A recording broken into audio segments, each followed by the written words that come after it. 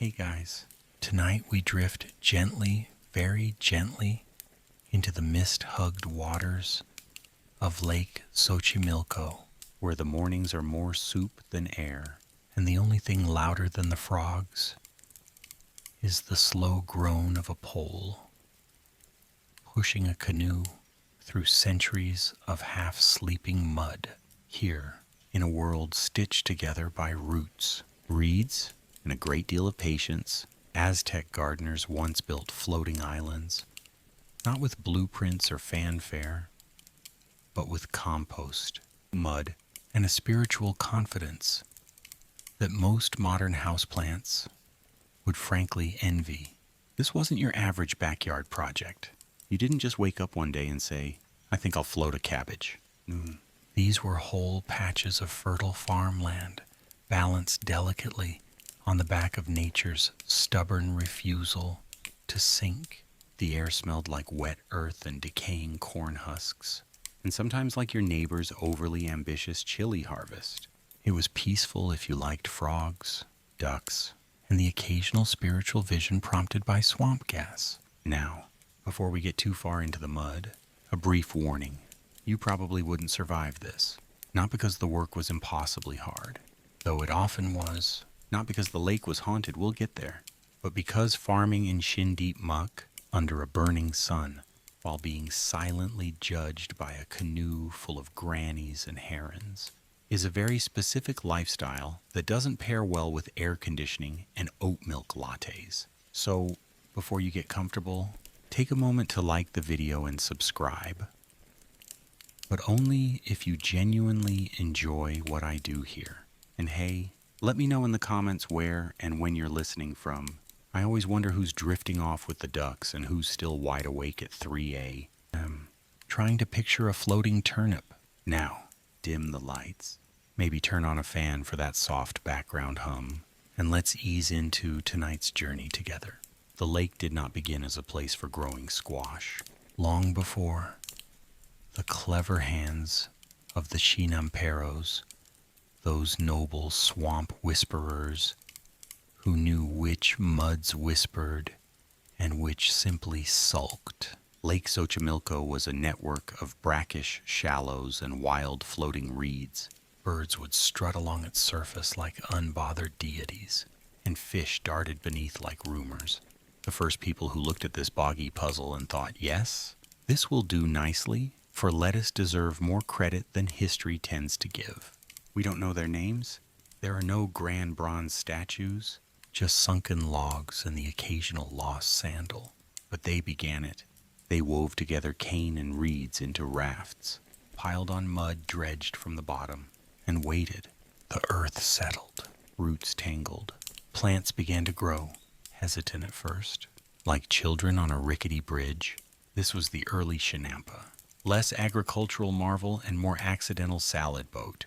But over time, as the rafts were widened, lengthened, and anchored more securely with living willow trees, the islands took on a sense of permanence that belied their floating nature.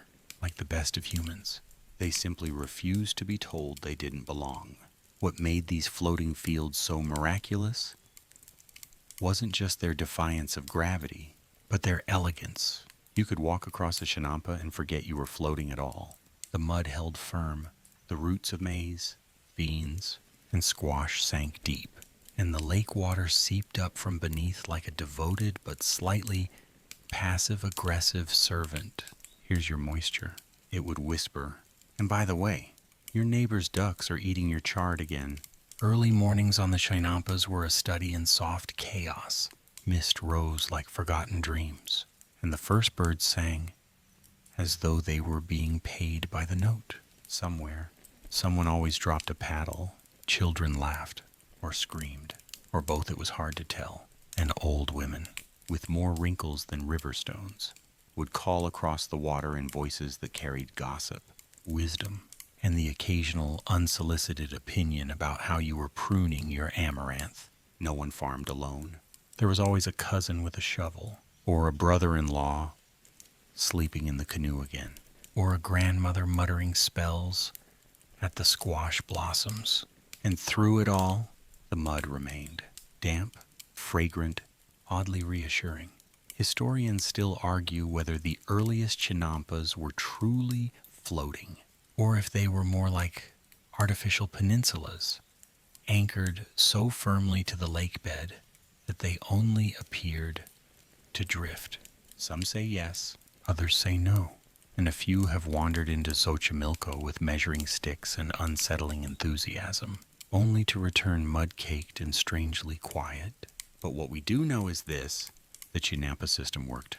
It fed thousands. It endured drought, flood, the whims of emperors, and the passive sabotage of extremely bored ducks. And most of all, it grew from something profoundly human: the desire to turn inconvenience into nourishment. Tonight, as you lie there beneath your soft blankets, drifting somewhere between curiosity and drowsiness, imagine waking in that other world, not to an alarm clock, but to a distant conch shell and the rustle of canoe paddles. You step out into dawn fog, past a sleeping goat possibly named Lalo, and onto an island that shouldn't exist, but does, because someone dared to grow tomatoes where logic said no. The lake still waits, and the mud still remembers. Not all ideas are born from inspiration. Some are born from desperation, and a great deal are born from staring into the muck and muttering, well, it's not going to plant itself. The chinampas, the floating gardens of the Aztec world, were perhaps a bit of both. Not quite boat, not quite farm, and certainly not the sort of thing your average land-loving noble would bet a hat on. But they worked, and that was all the Aztec farmers needed. Picture a soggy patchwork quilt, stitched together with mud, sticks, and the unwavering belief that corn should be everywhere. The early chinampas were essentially floating mats of woven reeds and twigs, thickened with layers of lake muck and decomposing plant matter until they became strangely solid. Like a polite swamp with career ambitions. You wouldn't want to dance on one, but you could plan on it, and really, what more does a civilization need? Each island was narrow and rectangular, often no wider than a pair of outstretched arms, and just long enough to argue with your cousin about cucumbers without being able to storm off. Over time, farmers realized they could build these rafts alongside each other, anchoring them in place with cunning little channels of water between, so that canoes could pass through like garden gondolas. It was, in every sense, farming on a dream. A slightly wet, suspiciously fragrant dream, but a dream nonetheless. You'd think the problem would be keeping the things afloat, but no, the real trick was in getting them to stay put. These weren't tethered to rocks or poles. That would have been too easy. Instead, the Aztecs turned to trees, specifically willows, but we'll get to that in a moment. The earliest iterations of the chinampa probably started modestly, just enough space for a few stalks of maize, maybe some beans or squash tucked in around the edges. A single duck might paddle past and give you a look of polite skepticism. But soon, the farmers learned how to reinforce their islands by layering more mud, dredged from the lake bed. With each addition, the raft became heavier, more stable, and somehow even smellier, which, as it turned out, the vegetables loved. It was a marvel of balance, not just physically, but spiritually. The plants above, the water below. And in between this rich, rotting in-between, life flourished. There was no plow, no hard field to till, just the patient rhythm of hand and paddle, and the knowledge passed quietly down from one gnarled hand to the next. One curious detail whispered in the damp corners of the inn, where old gardeners sometimes drank too much pulque and started reminiscing about the good muck, is that early chinampas often grew best when built near patches of wild reeds where birds congregated. Not because the birds helped, mind you, but because their constant squawking chased away lake spirits, or at least distracted them. Historians, as they do, still argue about this. Was it truly spiritual belief, or just the practical benefits of nutrient-rich droppings? Depends on who you ask. One insists it was fertility rituals. Another says ducks. As usual, the truth is probably somewhere in the middle, perhaps a duck wearing ceremonial beads. Now, about those trees. To keep the islands from wandering off, because apparently even farmland gets curious. The Aztecs planted willow trees right into the corners of the chinampas. Not chopped logs or posts, mind you, living trees. Their roots tangled downward into the lake bed, anchoring the entire structure with a strength that belied their swaying elegance. Over time, those willows grew tall and tangled. Their branches shaded the crops in the hottest parts of the day. Their roots gripped the mud like a determined ant, holding a family secret, and their leaves whispered things. At night, some of them helpful, some of them mostly about frogs. It was these trees that gave chinampas their curious duality, floating yet fixed, flexible yet firm. They were an ecosystem pretending to be a boat, or perhaps a boat pretending to be an ecosystem. Either way, the result was something that had to be experienced to be believed.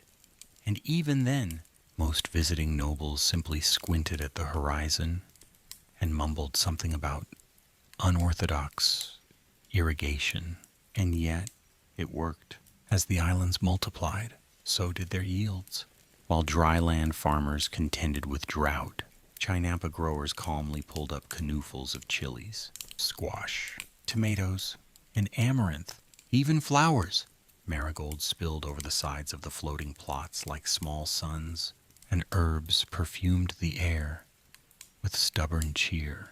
Not everything was perfect, of course. Sometimes a chinampa would begin to list alarmingly to one side, usually due to an over-enthusiastic compost pile or an eel with poor manners.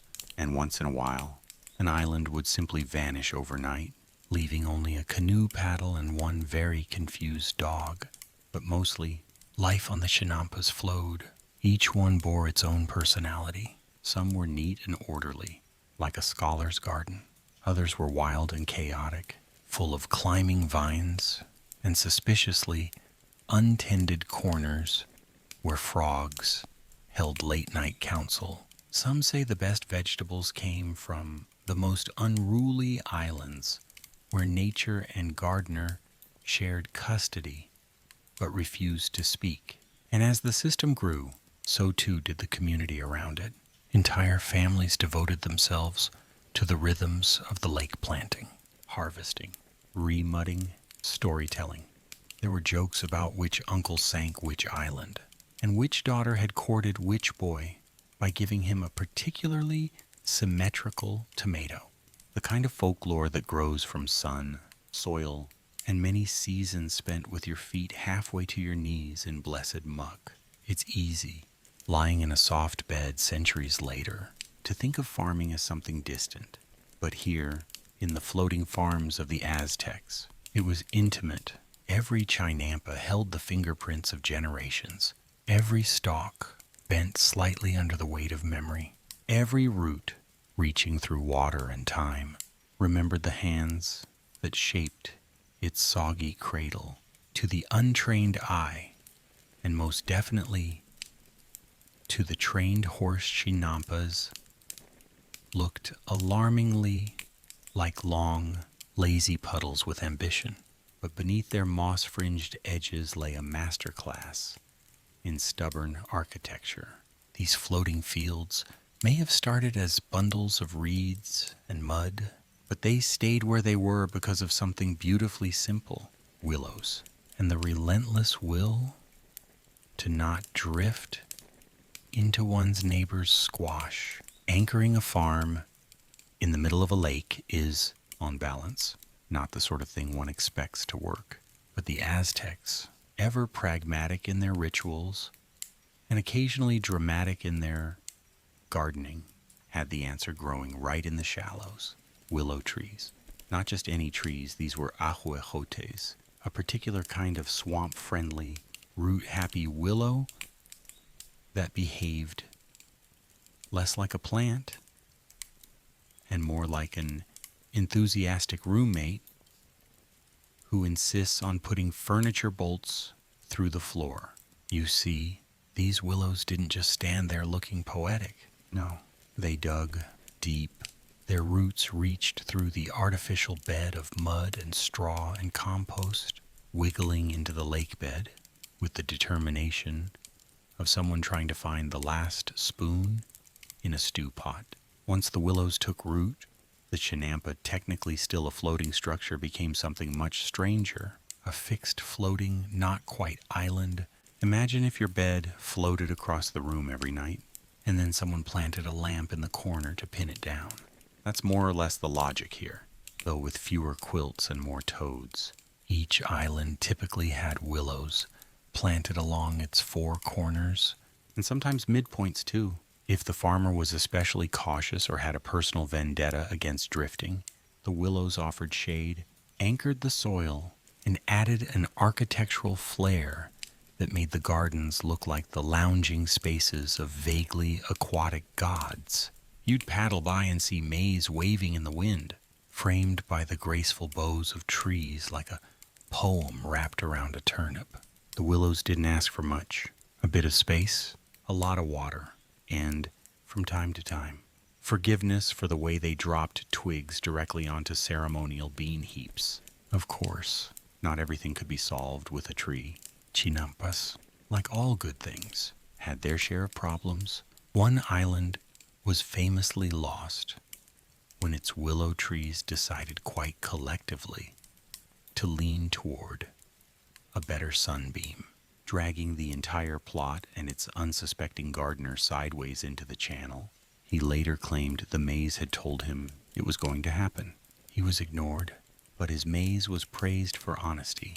Historians still debate whether the anchoring effect of the trees was entirely deliberate or simply the happy result of planting convenient shade. One scroll suggests the willows were chosen for spiritual reasons, their roots symbolizing connection to the underworld. Another theory holds that someone tried a cypress first. It sank, and the community simply never spoke of it again. Both are plausible. Neither can be proved. A third theory involves a duck in a dream, but that one requires pulque and at least one full moon to explain properly. Whatever the case, the result was spectacular.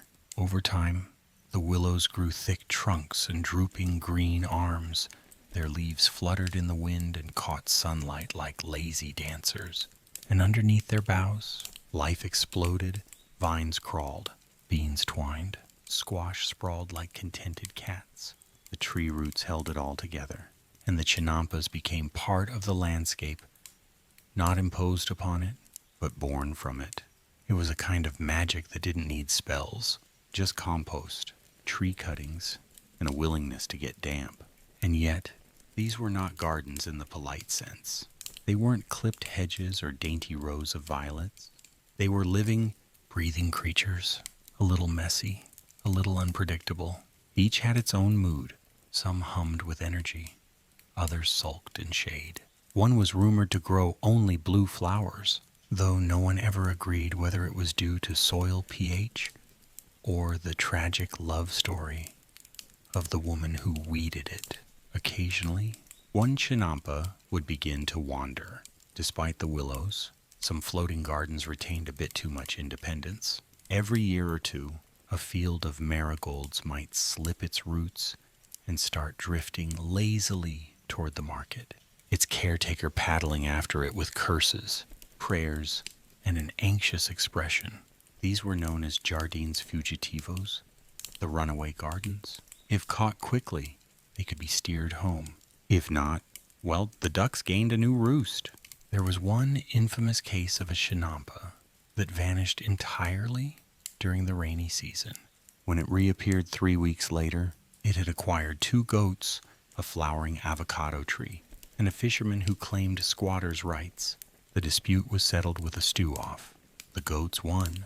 This fluidity was part of the beauty. Really, the lake and the land were in conversation, sometimes cooperative, sometimes passive-aggressive, but always entangled. The Aztecs didn't conquer their environment with roads and fences. They wooed it with roots and water, and the willows? Those graceful anchors with their whispering fronds were the quiet chaperones of the whole operation. They kept everything from slipping away, held the memory of what had been planted, stood watch through storms and sun, and the occasional wayward bard who fell asleep in the amaranth. There's something comforting in that. Isn't there the idea that a garden might float, might shift and creak and dance on water, but still remain rooted, not by brute force, but by living things that reached down and said gently, "Here, stay." Every now and then, a system works so well that you forget it should, by all logic, collapse into a soggy pile of optimistic engineering. The chinampas were one such miracle. Not only did they stay afloat and mostly in place, but they also watered themselves. Like a particularly responsible houseguest, they knew when to drink, how much to drink, and rarely bothered anyone about it unless you counted the occasional mosquito uprising or the mysteriously vanishing chili sprout. You see, chinampas weren't just floating farms. They were self-irrigating marvels of pre-industrial eco-wizardry. You didn't lug water around in clay pots or dangle buckets off your canoe like a medieval gondolier. Instead, the islands quietly drank from below, the lake feeding their roots through capillary action. Yes, the same delicate science that makes your socks wet if you step in a puddle for even one regrettable second. Imagine the scene. It's just after sunrise, and a low mist curls around the lake like a sleepy serpent. You push off the shore in your canoe, bundled in a woven cloak that smells like yesterday's stew and slightly toasted maize, as you glide between rows of chinampas. The scent of damp earth mingles with blooming marigolds and the faint, suspicious tang of ducks who've recently made unapproved lifestyle decisions on someone's cilantro patch. You reach your garden 3 narrow plots, brimming with amaranth, beans, and squash vines that sprawl like contented cats, and you notice something lovely. Despite no one pouring water, the soil is moist, not soggy, not dry, just right. It's the sort of balance that would make modern irrigation systems weep quietly into their copper valves. This happened because of how the chinampas were constructed. Porous, layered, absorbent, mud and compost on top, twigs and reeds below, all sitting directly on the lake or in a shallow trench with channels beside them. Water wicket upward as needed, nourishing the roots without waterlogging them unless, of course, you angered the lake gods or planted your peppers too close to a duck parade. And there were many channels. The Aztecs, not known for their half measures, dug hundreds of small canals between and around chinampas. These channels were not merely decorative. They allowed for easy access by canoe, facilitated drainage during heavy rains, and served as an open invitation for herons, frogs, and the occasional nosy child, armed with a fishing stick and deeply unrealistic expectations. It's said that some of the most experienced chinamperos could manage 5 or 6 separate plots entirely by canoe, never stepping on shore, just paddling between crops, scooping the occasional weed, and whispering to their squash like seasoned diplomats. One farmer reportedly trained a duck to peck at beetle-infested leaves, though it's unclear whether this counts as pest control or performance art. One curious fringe detail: some chinampas were deliberately planted with what scholars believe were thirst indicators, plants like chaya or certain herbs that would wilt quickly when moisture dipped, acting as an early warning system for drier soil. In essence, it was a leafy kind of barometer if your spinach looked faint. It was time to rethink your mulch game. Historians still argue over just how deliberate all of this was. Some believe the self-watering structure evolved naturally, a byproduct of building on soggy lake bed. Others are convinced the entire system was the result of generations of careful experimentation, trial and error, plus a few spirited debates involving elder gardeners and that one uncle who insisted on growing pineapples in a marsh. Either way, the effect was glorious. While drought scorched distant maize fields, the chinampas thrived. They didn't need rainfall. The lake was their reservoir, and it never strayed far. Even in the dry season, moisture lingered beneath the surface, creeping upward like a kindly ghost with damp hands. Of course, this meant that chinampas were most useful in lakes with consistent water levels. In some years, particularly wet seasons, the whole system became a little too enthusiastic. Roots drowned, ducks threw parties. Someone's canoe vanished for 3 days and returned with a mysterious dent shaped exactly like a papaya. But most of the time, it worked beautifully. You planted, the lake fed, the crops grew, the willows held everything together. And you, humble gardener of the lake, paddled home with a canoe full of squash and a heart full of suspiciously muddy pride. One elderly gardener named Tletlak reportedly claimed that the soil of a chinampa was smarter than a priest. The priest tells you when to pray, he muttered, but the mud tells you when to plant, and it never asks for tribute. He was later seen attempting to bless a pile of compost. So take that as you will. There was something serene in the slowness of it all. The lake moved at its own pace. The plants responded to rhythms beyond clocks.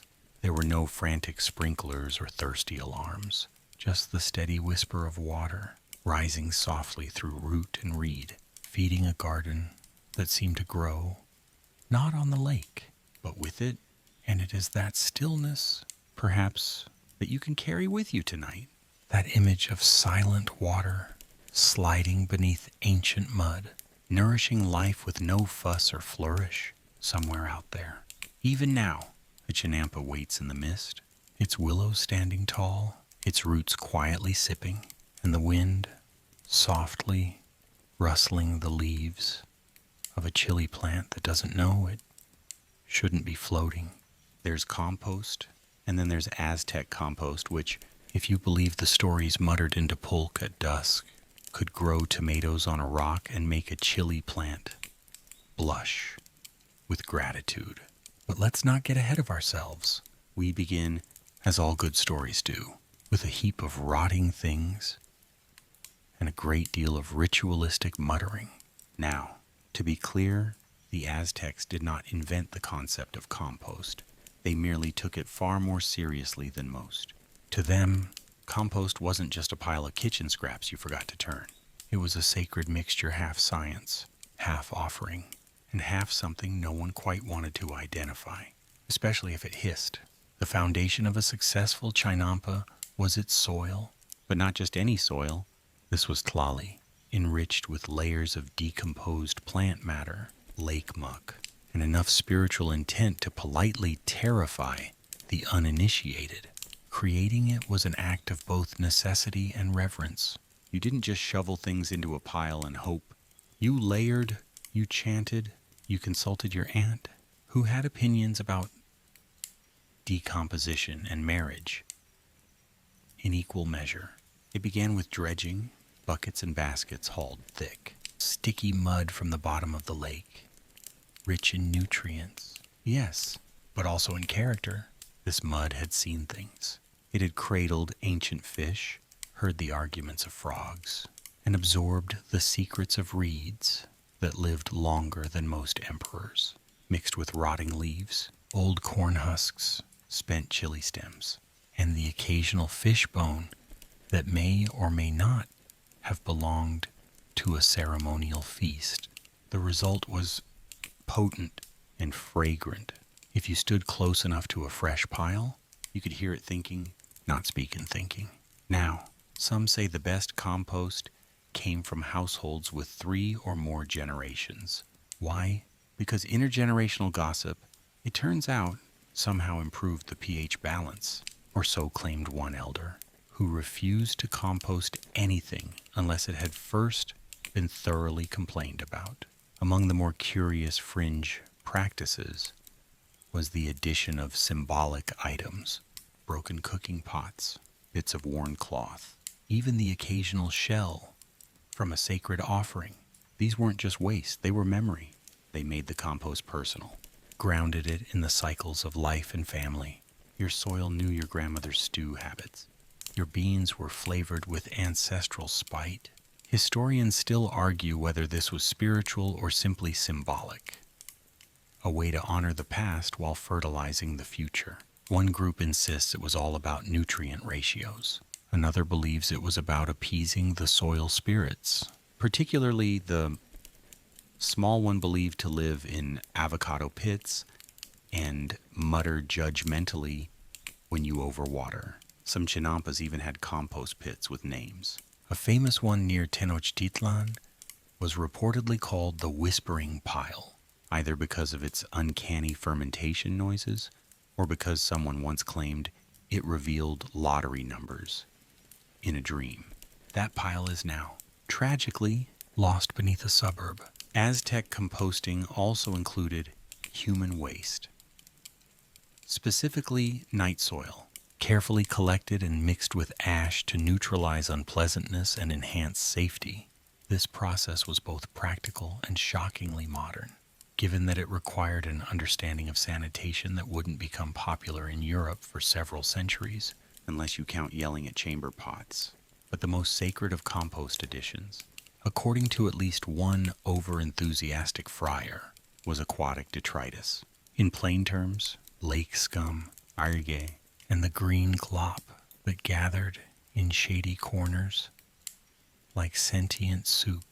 This was prized for its richness, scooped with reverence, and occasionally sung to, if you believed the more poetic gardeners. One particular gardener, old Mixcoatl, whom no one really remembers inviting, but who always arrived with a toad in his pocket, claimed that singing while composting ensured happy worms. His compost piles were unusually vibrant, and his chili plants were known to sway slightly when spoken to. Whether this was science or sorcery remains unresolved. Of course, all of this compost had to be applied with care. You didn't just hurl it at your crops and hope for the best. There was a rhythm to it, a cycle aligned with the sacred calendar. Certain mixtures were reserved for maize. Others were used only for amaranth, particularly if you intended to use it in ritual dough figures or to impress someone with very strong opinions about plant texture. This ritualism bled into language. 2. There were words for fresh compost tlazzoli, aged compost tlazochi, and one term that roughly translated to the good mush, which most modern scholars have diplomatically refused to define further. One old poem recorded on a damp codex now living in a museum vault describes a chinampa not by its crops, but by its compost. This plot smells of warmth and ghosts, of grandmother's laughter and pepper husks, of old love and older stew. It will grow strong things, and so it did. In the quiet hours of morning, you could watch the gardeners apply their compost by hand, working barefoot through the damp rows. Each handful was placed with care, like a gift rather than a chore. Sometimes they muttered, sometimes they laughed, and sometimes they just hummed tunes that had no names. Only rhythms passed down from soil to spade to sprouting leaf. There was wisdom in this messiness, a kind of order hiding inside the decay. A recognition that all things return to the earth eventually, and some of them come back as squash, or at the very least, decent turnips. So tonight, as you settle into the quiet, remember this: beneath every floating garden was a floating memory, and beneath that, the slow churn of compost, the patient alchemy of rot and reverence, feeding life with stories too old to name. No story of chinampas would be complete without the women who ruled them quietly, efficiently, and with an eyebrow that could wilt a pepper plant at 20 paces. You might imagine these lake farmers as burly men with shoulders like canoe paddles, but in truth, many of the true masters of the floating gardens were grandmothers. Canoe straddling, herb tending, whisper swearing grandmothers who navigated the channels like water spirits in woven sandals. Each morning, long before the sun had made up its mind about rising, the soft thunk of wooden paddles echoed across the misty water. Canoes slid like ghosts between the plots, and in each one sat a woman shawl wrapped tight, hair coiled high, eyes already scanning the rows of marigolds and amaranth for signs of trouble. Joy, or a neighbor's duck who'd lost its sense of boundaries again. These were the matriarchs of the mud, not queens, exactly, but something more dangerous. Gardeners with memory. They knew which beanstalk descended from which ancestor. They remembered which chinampa always flooded in October, and which corner of the plot grew the sweetest squash, right where Tia Xochitl had once spilled her wedding stew in a fit of laughter or perhaps rebellion. They didn't keep records. They didn't need to. Their records were etched into calloused hands and muscle memory. When to plant, what to plant, who to barter with, how to out-paddle your cousin during the Festival of Flowers. All of it stored in heads that could remember 10 generations, but still forget where the paddle was 5 minutes ago. It was said that if you needed to know the weather, the market prices, or who was secretly seeing the chili merchant's nephew, you didn't ask a priest or a calendar. You asked a woman in a canoe with 3 baskets and no time for your nonsense, and she would tell you, perhaps not with words, but with a small, meaningful snort and a glance toward the east. Their boats were small, efficient, and somehow always had exactly the right number of gourds, twine, and mildly judgmental toads. These women were herbalists. 2. The chinampas weren't just for food. They grew everything medicinal plants, ceremonial flowers, flavorings, and remedies you wouldn't find in any codex, but that worked better than a priest's chant. After 3 days of fermented cactus juice, you'd see one woman plucking epizote while muttering under her breath about her neighbor's scandalously skinny maize, while another carefully cradled a clump of Sempoalxochitl blooms, bright orange marigolds, beloved by both the dead and picky house guests. Fringe detail. It was not uncommon to see women trailing herbs in the water behind their canoes, not just for rinsing.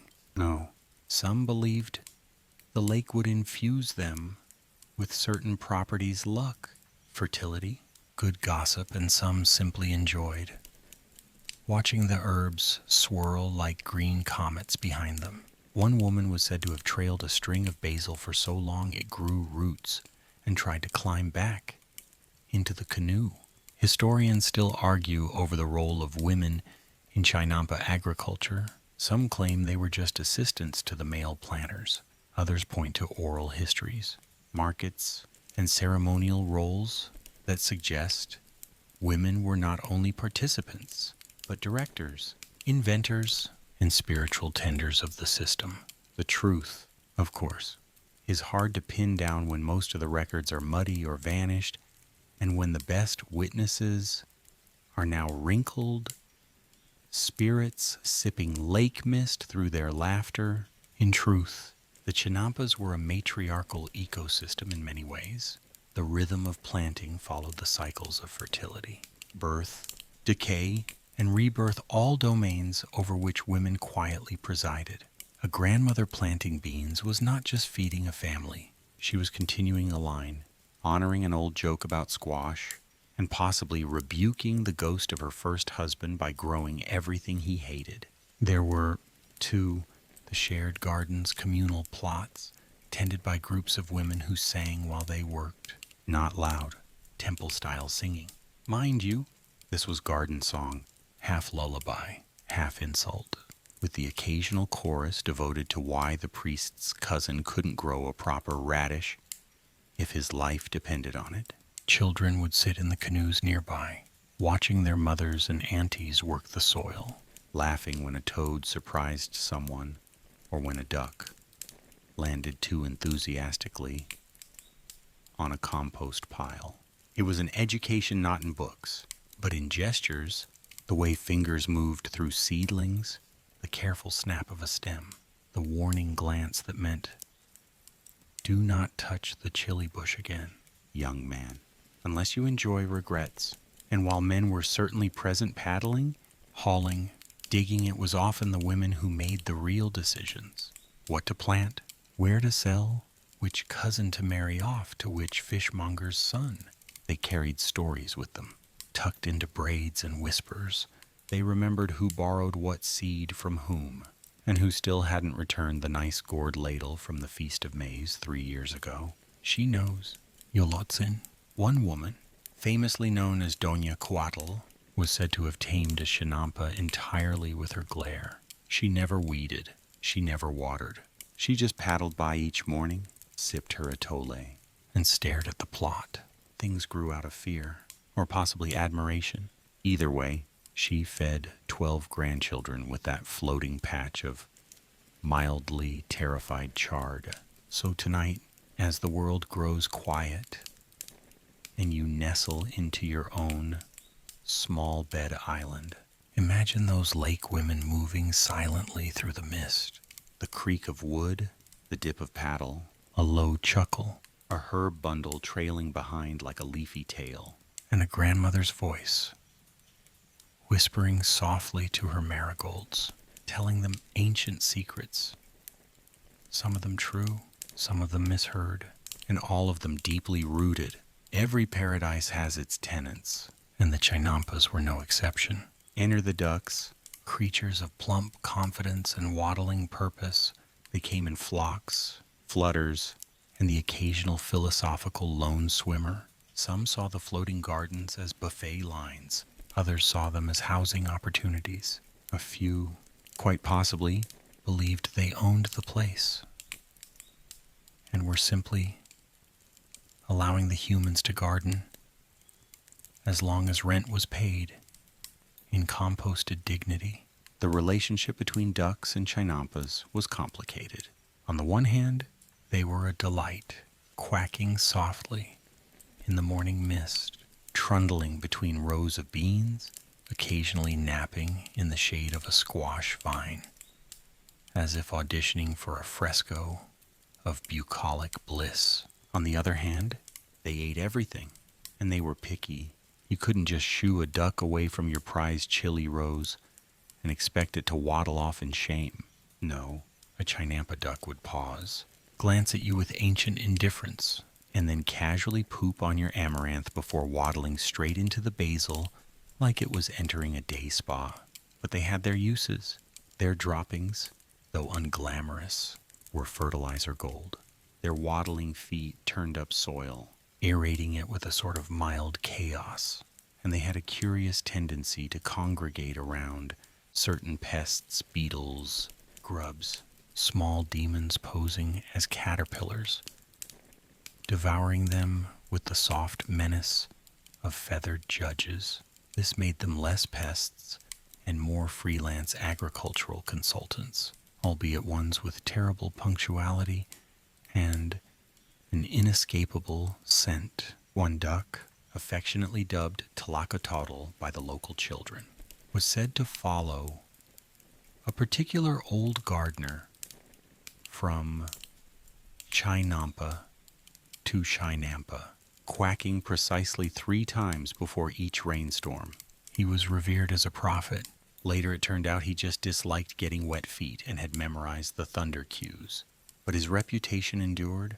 A shrine of woven reeds and tiny sandals was erected in his honor near a popular bean plot. He later ate it. The more entrepreneurial gardeners leaned into the duck situation. Small floating shelters were built, mini huts of cane and thatch, where ducks could roost in between bouts of rampant trampling. These were affectionately called total Kali duck houses, and their placement was a matter of local pride. A well-balanced chinampa had one duck hut, 2 plots of maize, and an herb bed that hadn't been sat on in 3 days. Some ducks were even trained, in the loosest possible sense, to respond to whistles. Not commands. Ducks don't do commands, but tones. A long, low note might suggest clear the tomatoes, while a quick trill meant stop sitting on the ceremonial squash. Results varied. One duck named Kopili did. In fact, learned to associate a certain whistle with food. Unfortunately, he also learned to peck aggressively if the food was late, and began demanding snacks from passing priests. Historians still argue whether these ducks were truly domesticated, or if they merely tolerated the humans the way theater critics tolerate opening night. Some codices depict them alongside fish and maize in sacred triads, suggesting symbolic importance. Others show them in more chaotic scenes, flapping midair, while a woman shakes a reed broom and screams about her ruined marjoram. Yet despite the noise, the feathers, and the passive-aggressive quacking, the ducks were deeply embedded in chinampa life. Their feathers were used in cloaks, ornaments, and ritual fans. Their eggs fed families. Their bodies, when the time came, contributed to some truly legendary stews. And still, they returned. One fringe tale involves a duck who supposedly paid rent to its gardener by delivering a single perfect feather each morning, left neatly beside a sprig of mint.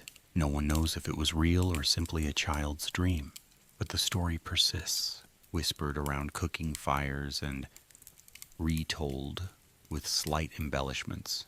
In one version, the duck also recites poetry. In another, it bites tax collectors. And so the ducks remained moving among the chinampas like soft, waddling mysteries, neither wild nor tame, neither guest nor pest. They were simply there, like wind, like gossip, like that one bard who kept returning even after being thrown into the canal for rhyming maize with gaze one too many times. Sometimes you'd paddle to your plot and find it already occupied, a dozen ducks lounging like weary merchants, bellies flat against your newly turned earth, one of them resting his head on your trowel as if to say, "We belong here now." You would sigh, you would wave your arms, they would blink, and then one, just one, would stand and flap with the confidence of an emperor, scattering feathers and mild panic. And yet, they never stayed long. Ducks, like the chinampas themselves, drifted. They belonged to the water and to the in-between spaces. When they left, they did so without ceremony, as if summoned elsewhere by invisible corn spirits, or maybe just the smell of stew. So tonight, as your own thoughts begin to drift like feathers on water, imagine them small, round bodies gliding through silver mist, heads tucked beneath wings, dreams full of tomatoes and distant thunder. They are still there, somewhere, softly quacking beneath the moon. If you've never stepped barefoot into a floating garden at dawn, I must gently inform you, your toes have not lived. The mud of the chinampas at sunrise is something between velvet and memory, cool, soft, with just enough squish to remind you that nature is always underfoot and possibly in it. The mornings began quietly, but not silently. You might think a misty lake would be peaceful, but peace in the chinampa world came laced with movement. The reeds rustled, the frogs cleared their throats. Somewhere off in the channels, a canoe bumped gently into a patch of lilies, followed by the low, familiar sound of someone grumbling at a stubborn paddle. Even the ducks were stirring, wings fluffed, webbed feet slapping the water like wet applause. And through this watery hush came the farmers, one by one, cloaks drawn tight, baskets balanced expertly in canoes, hair pinned, moods undetermined. They didn't rush. No one rushed in the chinampa world. The work was steady, deliberate, like a slow dance with damp feet and 1,000 generations watching. There were rituals, small ones, not the grand temple ceremonies of the city priests, but intimate, everyday acts, a handful of maize scattered on the corner of a plot, a whispered greeting to the soil, a tap on the willow trunk for luck, or spite, or just to check if it was still listening. These were not gestures for the gods, necessarily. They were for the mud and for the memory of hands that had come before. One of the most charming details often missed by serious historians is the custom of singing to the squash. Not loud songs, just small tunes. Tuneless, half-hummed notes passed down from great-aunt to niece. Helps them climb stronger, the gardener said, or at least gives the beans something to gossip about. The tools were simple. A wooden digging stick, smooth from years of calloused grip. A woven basket lined with old cloth. A knife for pruning, its handle stained with years of squash sap and garlic scent. Nothing fancy, nothing unnecessary. The chinampa rewarded familiarity, not flair. Show up with gold-plated shears, and the marigolds would simply lean away in quiet judgment. There were moments of delight, too small, personal joys that only a floating garden could offer. A perfectly round tomato warmed by morning light. The first green shoot of an herb you thought had given up. The glint of water between rows reflecting the clouds above, making it look as though your basil was growing directly out of the sky. A particularly poetic old gardener named Neckwack, who wore the same hat every day for 40 years and claimed it was blessed by a thunder deity, though it mostly just smelled like onions, once declared that chinampa mornings were where the earth and the sky briefly agreed to share custody. He said this while ankle-deep in a patch of soggy mint, which somewhat dulled the majesty of the metaphor. Still, he had a point. Children were part of the rhythm, too. Not always helpful, mind you, but present. They dangle fingers in the water, chase frogs with grand ambitions, and help gather herbs with a seriousness typically reserved for tax collectors. Some rode in the canoes like royalty, wrapped in shawls, holding squash blossoms like scepters. Others wandered the edges of the plots, pretending to be rain gods, or possibly very short merchants. And always there was mud, between toes, beneath fingernails, clinging to the hems of skirts and trousers. It was not the enemy. It was the medium, the glue of the day. Entire conversations began with "How's your mud?" and ended with advice about compost ratios or the sudden disappearance of your cousin's favorite duck. Historians still argue over how many hours per day were spent in chinampa labor. Some say it was only a few, just enough to tend, harvest, and charm the tomatoes. Others claim full days were necessary, especially during planting season. The truth is likely both, and neither. Time on the chinampa wasn't counted the way time is now. It moved with the sun, the wind, the way your feet felt in the muck. If your marigolds were blooming and your canoe hadn't sprung a leak, it was a good day. There were hazards, of course. Slippery banks, unexpected holes, territorial frogs. One gardener reportedly lost a sandal for an entire season, only to find it returned clean and mysteriously polished beneath a patch of wild onions. No one ever solved that one. Then there was the eternal search for the good paddle. Every family had one just the right length, perfectly worn, never splintered. It was always disappearing, always rediscovered, often accused of betrayal. "Check your uncle's canoe," someone would mutter. "He borrows it when no one's looking." Feuds have started over less. But even with the squabbles and squishy surprises, there was something sacred in the morning rhythm, the way the light hit the water, the low hum of insects waking, the steady pulse of life, moving from root to leaf to mouth, all in the gentle cradle of floating earth. So, as your own eyelids begin to droop like wilting squash blossoms, imagine the feeling, stepping barefoot onto a damp island that floats not away, but toward you, the hush of water all around. A paddle dipped in silence, a breath, a stretch, a song hummed to a tomato plant that doesn't need to hear it, but grows taller anyway. Rain, when it came to the chinampas, did not ask permission. It arrived like an overexcited guest, uninvited. Somewhat dramatic, occasionally charming, but generally guaranteed to rearrange your seating and soak the good chili blossoms. And when it came sideways, which it often did, even the most seasoned gardeners sighed, pulled their shawls tighter, and resigned themselves to mud in places mud was never meant to be. The floating gardens of Xochimilco were not strangers to wetness being, as they were already half swamp and three-quarters wishful thinking. But rainstorms tested the very nature of the arrangement. Light drizzle, welcome, a good excuse to hum while tying up bean vines and gossip about the market. A proper downpour, less welcome, especially if it was accompanied by howling wind, dramatic thunder, and the deeply suspicious behavior of local ducks. One storm in particular, still recalled by gardeners and passed along in bedtime warnings to stubborn children, involved not just sideways rain, but upward rain, at least. That's what it felt like.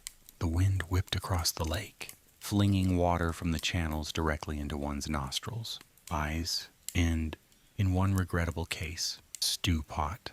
It began as a whisper, a change in the light, a sudden stillness among the frogs.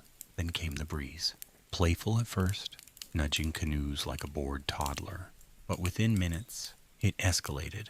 The sky turned that particular shade of greenish gray that only means one thing in chinampa lore. Secure your chili plants and say a small, possibly improvised prayer to the willow spirits, old Lalo the goat, who lived near the edge of a particularly brave squash patch, reportedly sensed the storm first. He stopped chewing. This was significant, as Lalo was rarely seen not chewing. He stared across the water, gave a low, gravelly bleat that may or may not have translated to you fools, and promptly climbed into an abandoned canoe. Moments later, the rain arrived. Not drops, exactly. More like liquid encouragement, hurled from the sky in sheets. It soaked baskets, cloaks, feathers, and a well-intentioned altar made of moss and maize that had, until that moment, been serenely honoring the morning sun. Now it floated toward the horizon with admirable composure, and one very confused toad aboard. The chinampas held, as they always did. The willows bent, not broke. Their branches danced wildly, lashing water from side to side, flicking unlucky gardeners and smug herons alike.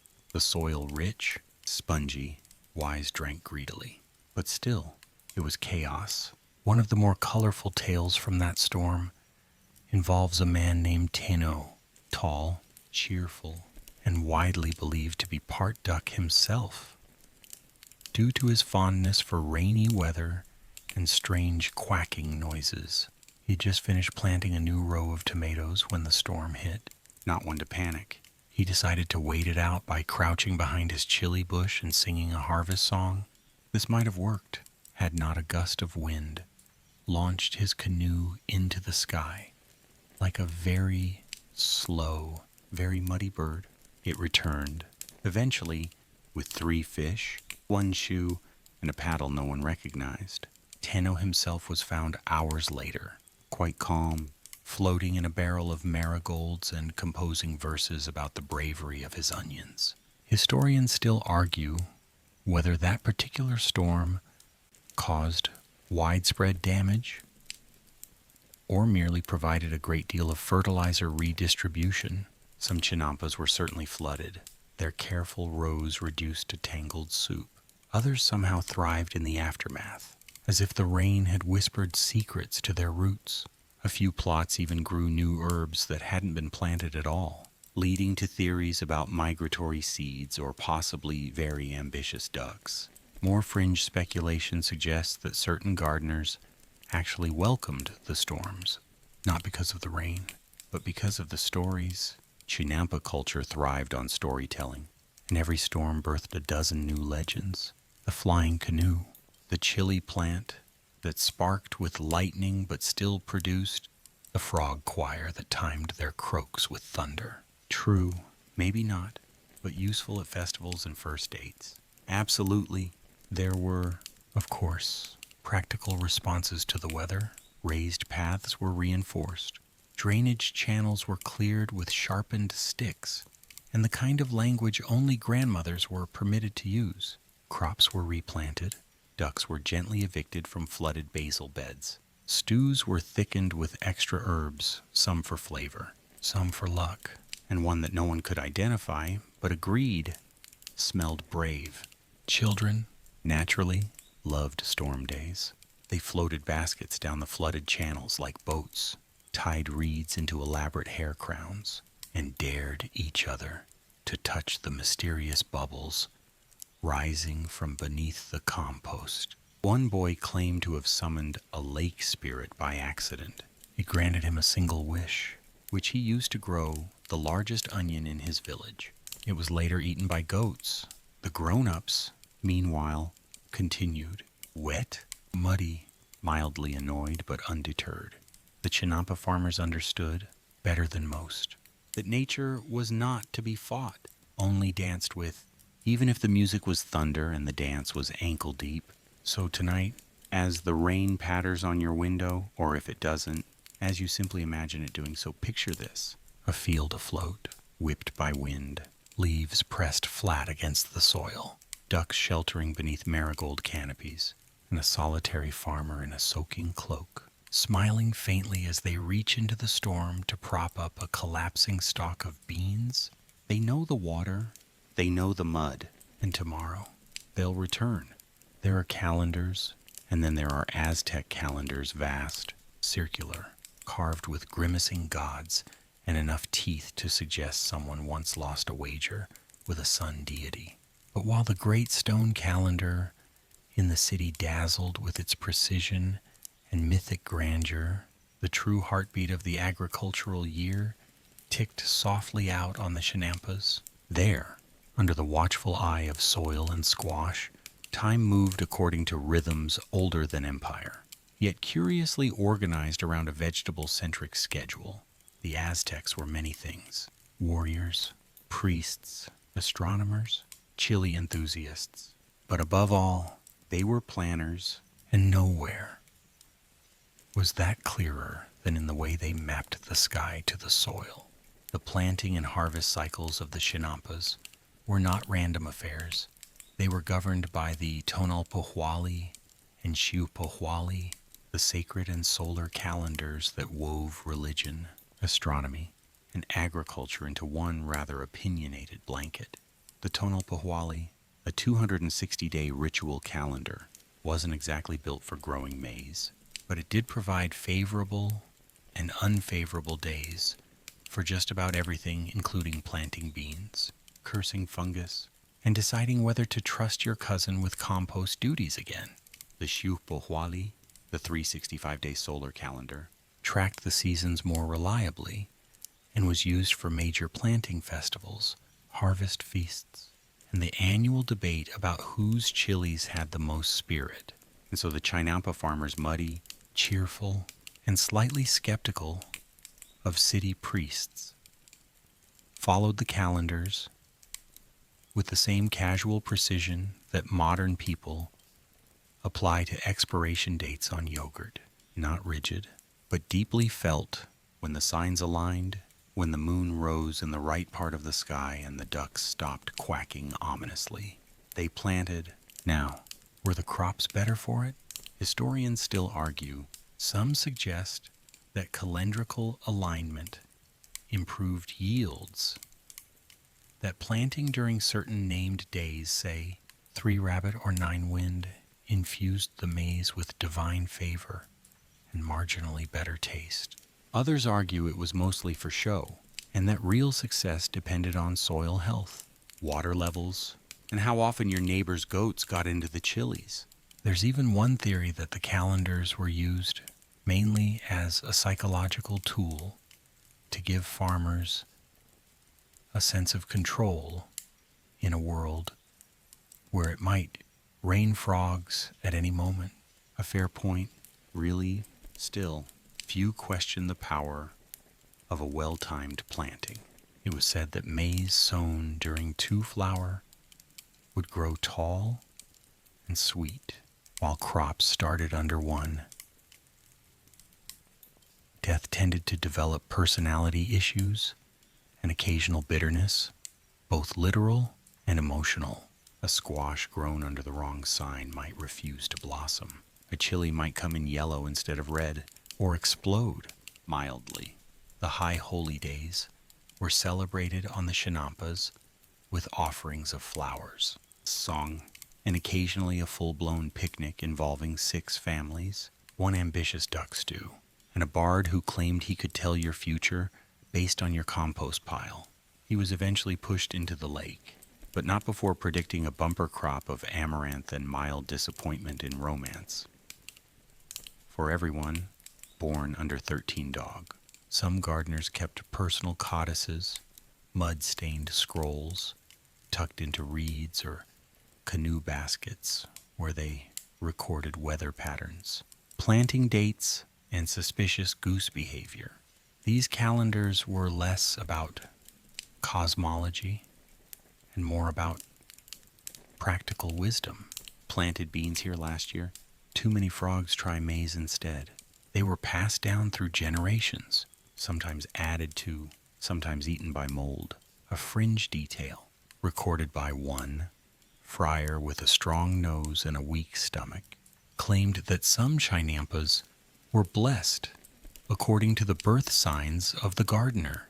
If you were born under a water sign, your plot might lean toward leafy greens. If born under fire, you'd naturally raise chilies. If under jaguar, well then no one touched your herbs without permission. And even the ducks approached sideways. The city priests, of course, tried to make it all official. They issued calendar charts, held planting ceremonies, and declared which gods preferred which crops. Tlaloc, god of rain, naturally favored maize and cucumbers.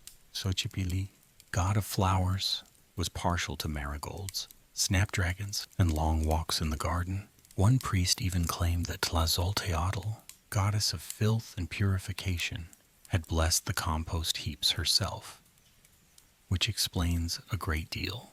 Frankly, but out on the lake, far from the temples and their dramatic incense habits, the farmers trusted the sky, the soil, and the rhythms passed down in calloused hands and paddle songs. When the birds returned, when the frogs began their midnight choir, when the wind shifted just so they knew it was time. They didn't always wait for a priest to confirm it. There was a balance between reverence and irreverence. Some days, the gardeners lit candles and made offerings. Other days, they looked up at the storm clouds, muttered, "Of course it's 8 rain," and went back to securing their tomato trellises with twine and spiritual resignation. Time in the chinampas was not linear. It was circular, cyclical. The seasons looped. The crops returned. The ducks forgot they'd already eaten that particular basil plant. And each year, the gardeners stood once more. In the morning mist, hands in the same soil, hearts full of the same old hope. So as you breathe deeper now, eyes heavy with the weight of faraway festivals and feathered memories, picture that slow turning of time, the quiet unrolling of sacred calendars, the soft chant of names and numbers, the feel of warm mud under your heel as you plant the first seed right on schedule, or maybe a little late, but always just in time. There's an image that often floats around in dusty textbooks and tourist brochures, the noble Aztec priest, draped in feathers and seriousness, standing on a pyramid, flanked by obsidian knives and dramatic lighting. But out on the chinampas, things were different.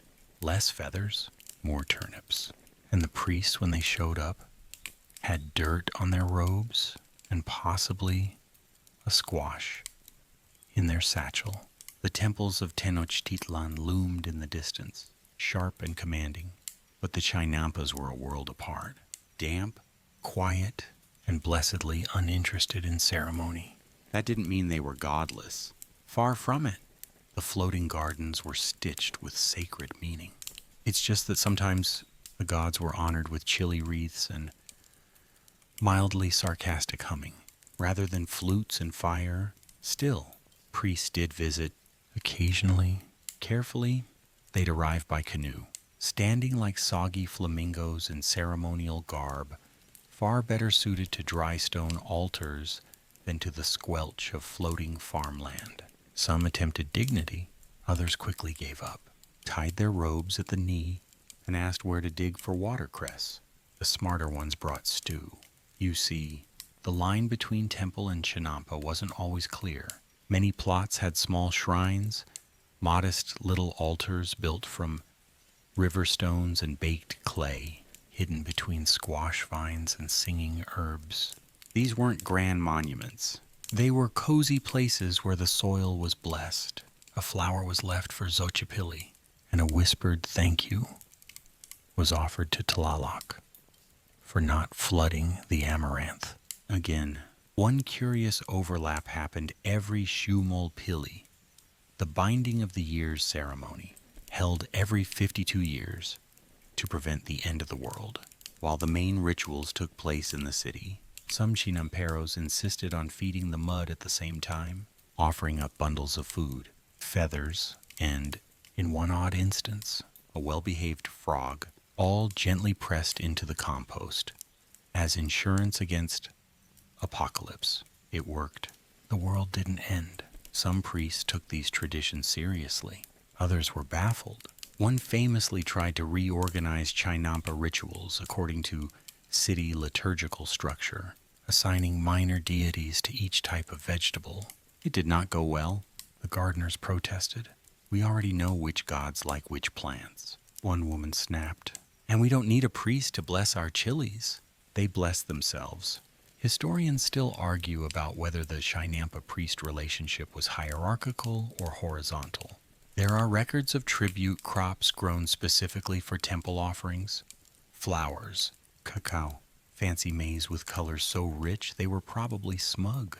But there's also plenty of evidence that Chinampas were spiritually independent, guided by family traditions, community elders, and the quiet whisper of wet leaves on a still morning. And then there was the great holy yam confusion of year 5 read.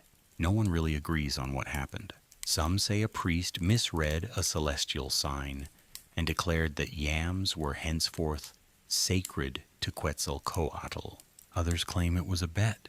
Either way, for one full agricultural cycle, Chinampa farmers were expected to grow, decorate, and ritually sacrifice yams. The problem, yams didn't like the climate. They rotted. They sulked. One even sprouted mid-offering and tried to climb back into the canoe. The farmers were not amused. Eventually, the edict was quietly rescinded.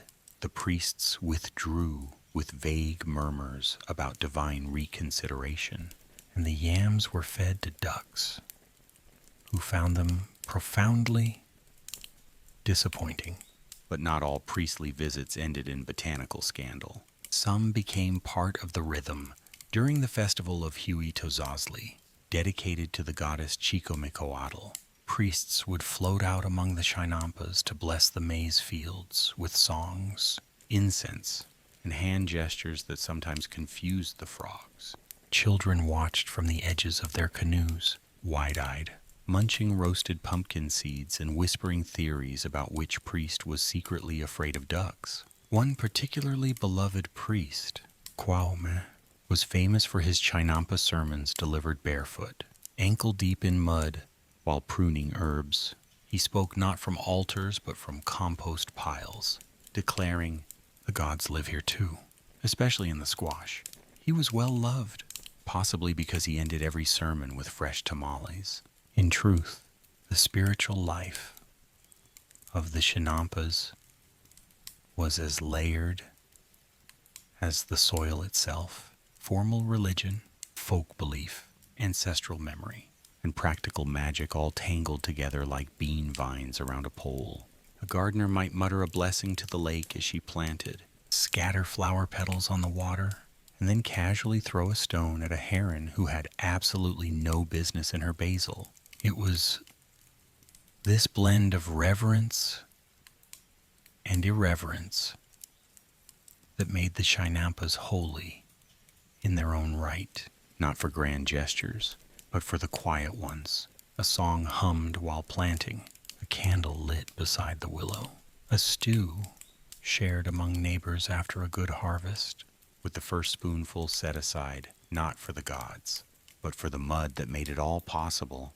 So tonight, as your thoughts float gently between dreaming and waking, imagine them, the priests, the gardeners, the shrines made of sun-warmed stones, the scent of marigolds drifting across the water, a holy man blessing the squash with one hand, while swatting mosquitoes with the other. And behind it all, the garden soft, humming, eternal, still growing, still sacred. Markets have always been places of noise and elbows. You may imagine the great trading plazas of the Aztec Empire, Tlatelolco, for example, buzzing with thousands of voices, rows of feathers, obsidian blades, cacao beans stacked like treasure. But out on the chinampas, where the water hummed and the corn whispered, there was another kind of market, smaller, floating, and possibly louder, not because of the goods, but because of the gossip. These were the tianguis of the lake, floating produce markets that bobbed gently along canals like chatty barges, full of squash and suspicion. They weren't permanent. They formed as needed. When enough gardeners decided that today was a good day to exchange chilies, herbs, and the kind of social commentary that could sink a canoe if you weren't careful. Picture it, a dozen canoes lashed together in the middle of a calm channel, woven mats laid across their benches, baskets bursting with tomatoes, avocados, and wild greens that may or may not be legal, depending on which priest you asked. People leaned from one boat to another, exchanging handfuls of herbs and family news, laughing with their mouths full of roasted corn and occasionally swatting a duck that had grown too curious about the chilies. There was no currency in the modern sense. Trade was king.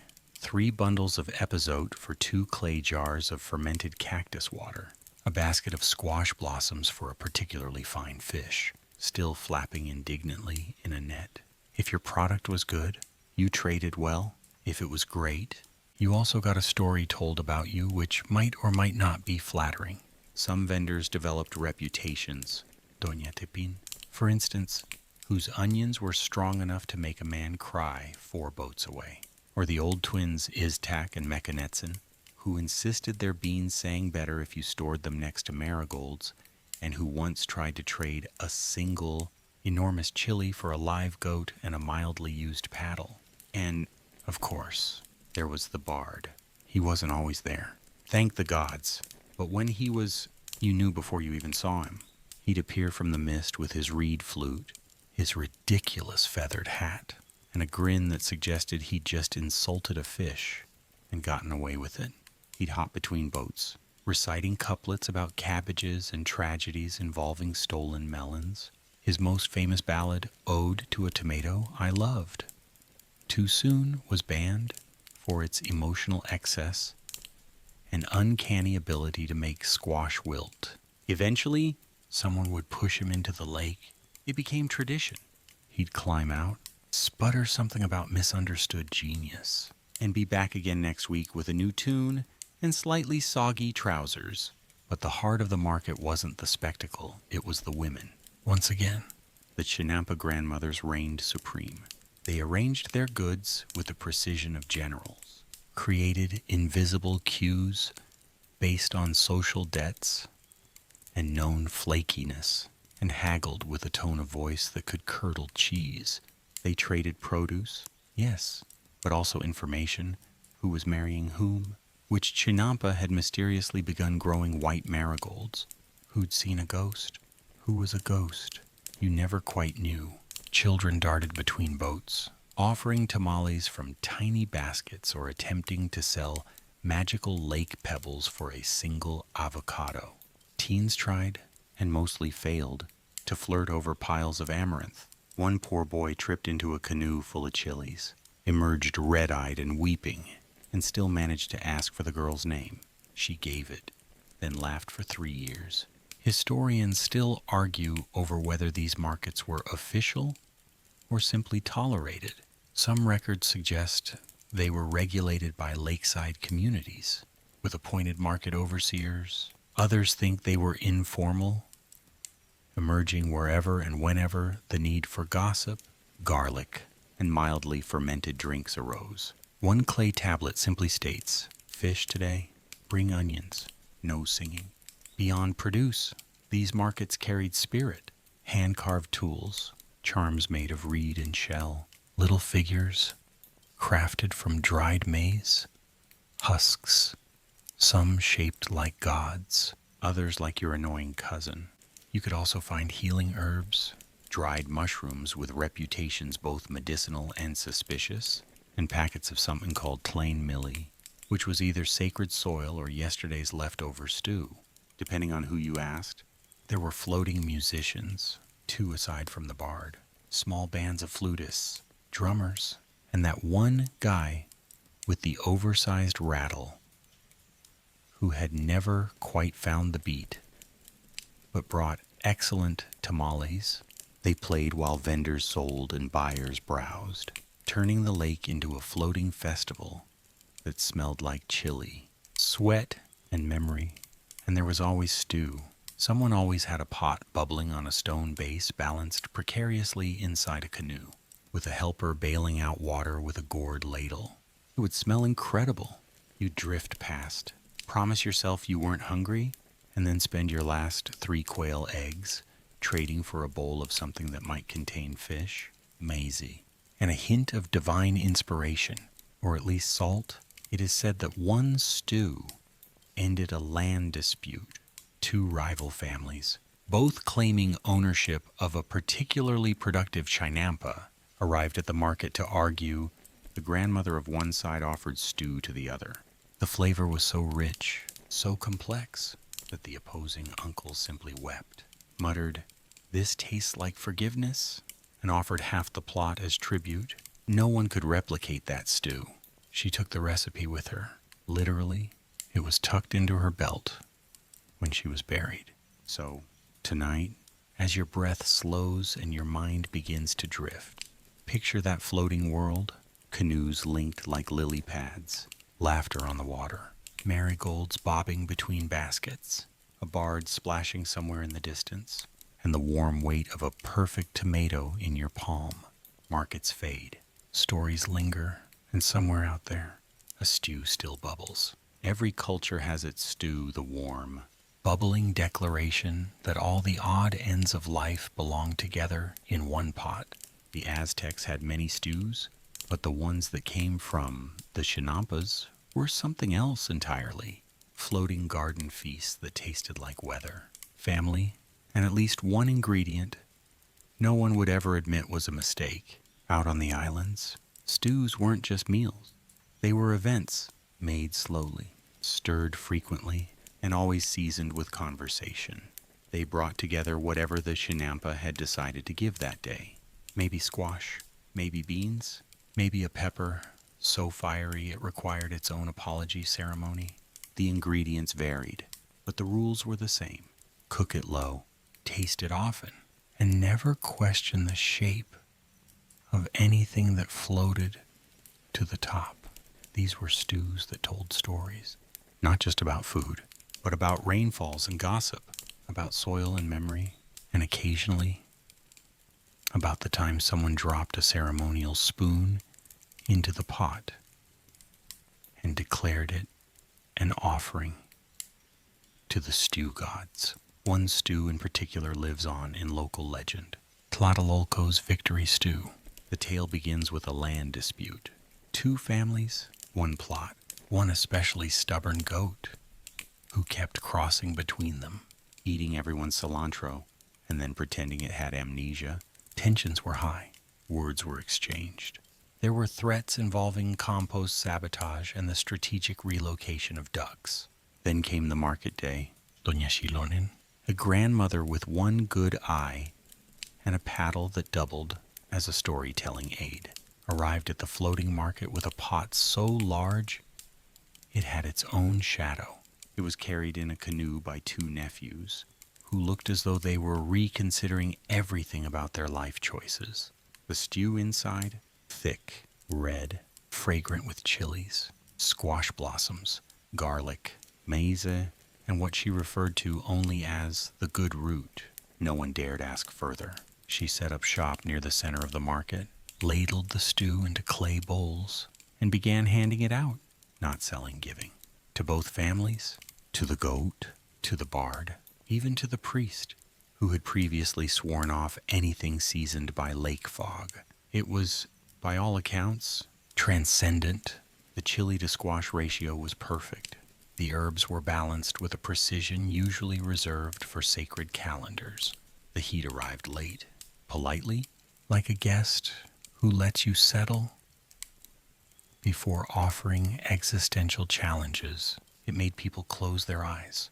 It made one man propose marriage to his own reflection in the water. By the time the pot was empty, the feud was gone, forgotten. The families embraced. The goat chose a side and stayed there. Someone sang, someone else wept quietly into a half-eaten tortilla. And when the priest attempted to bless the stew, Doña Xilonen simply tapped her ladle twice and said, "Already done." Historians still argue over whether this stew was a diplomatic strategy or a happy accident. Some claim it contained rare herbs with mildly sedative properties. Others believe the act of sharing the sudden generosity was what shifted the energy, but the stew lives on, whispered about in kitchens, sometimes recreated by hopeful cooks who say a small blessing and a long apology to their neighbors before the first bite. More fringe theories suggest the chinampa stews held spiritual power because of their ingredients' origins.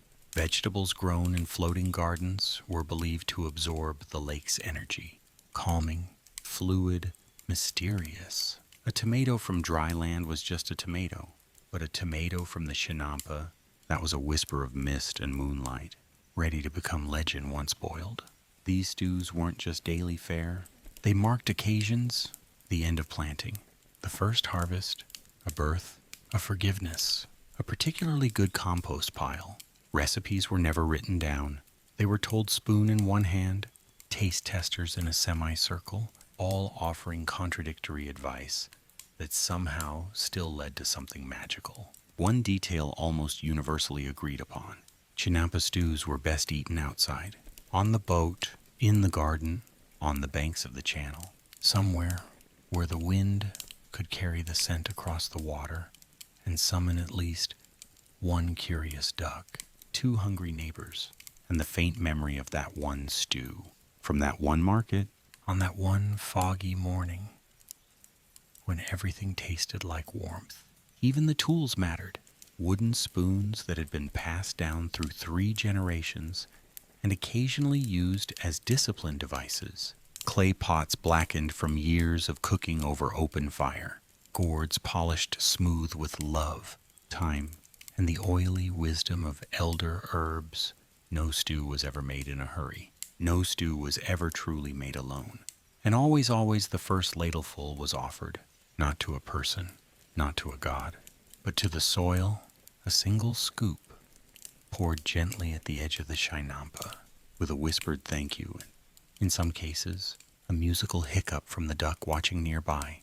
It was a reminder this came from you, and we remember. So as your breath deepens, your eyelids soften, and the warmth of the blankets begins to feel just a bit like sun-soaked mud. Imagine it now.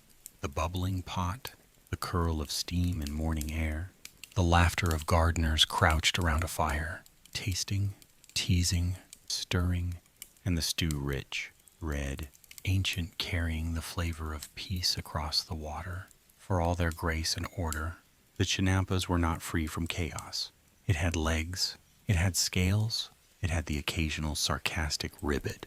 You could plant your maize with perfect care, align your calendar with the stars, and sing to your tomatoes every morning, and still, one day, find your beans missing, your squash nibbled, and a trail of tiny muddy footprints, suggesting that someone or something had decided your floating garden was a buffet. Enter the amphibians, the reptiles, and the general slitherers of the chinampa world. Frogs were everywhere. Fat green ones that looked like sages, small brown ones that leapt like startled beans, shiny ones, grumpy ones, singing ones. They lounged in the shallows, peeped from between basil leaves, and startled gardeners just often enough to maintain spiritual tension. But these were not unwelcome guests. Frogs were respected. In Aztec belief, amphibians were associated with water deities, symbols of fertility, moisture, and the strange luck that blooms in wet places. To hear a chorus of frogs at dusk was a blessing. To hear it at dawn, a challenge. To hear it in the middle of your ceremonial chant, precisely as you were trying to impress the herb spirits. Well, that was just comedy. Some frogs earned reputations. There was Huehuetepetl, a toad the size of a small melon, who lived under a chilly bush and was believed to predict marriage proposals based on how long he blinked at your canoe. Another, nicknamed Snort, made a strange honking noise that startled 3 generations of gardeners into dropping their squash. One child claimed to have trained a frog to hop onto a specific lily pad whenever he whispered the word taco. The frog later sued for misrepresentation in a dream, but frogs were mostly harmless. Snakes, on the other hand, caused mild panic. They were rarely dangerous. Most chinampa snakes were thin, fast, and more interested in mice and insects than human ankles. But they looked dramatic. They arrived without warning, sunning themselves between corn rows or slipping elegantly into the water like ribbon with ambition. And because Aztec mythology gave serpents considerable weight, associating them with gods like Quetzalcoatl, no less, every sighting was treated with awe, suspicion, and an immediate consultation with the nearest grandmother. Fringe belief held that certain snakes were guardians. If one appeared on your chinampa and stayed, you were blessed. If it appeared and vanished immediately, you were probably fine, but you might lose a few tomatoes. If it appeared, stared at you, then ate your favorite frog, it was time to move. A famous tale tells of a young gardener named Chimali who encountered a shimmering green snake coiled around his amaranth. He bowed, offered it a flower, and sang a small apology for not weeding that morning. The snake blinked once and slid away. That season, his crops flourished. The next year, his squash was so large it shaded 2 canoes.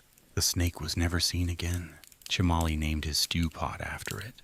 More terrifying than snakes, however, were the eels. Not because they were dangerous. They weren't, but because they were weird, long, slimy, and capable of disappearing into a puddle with no warning.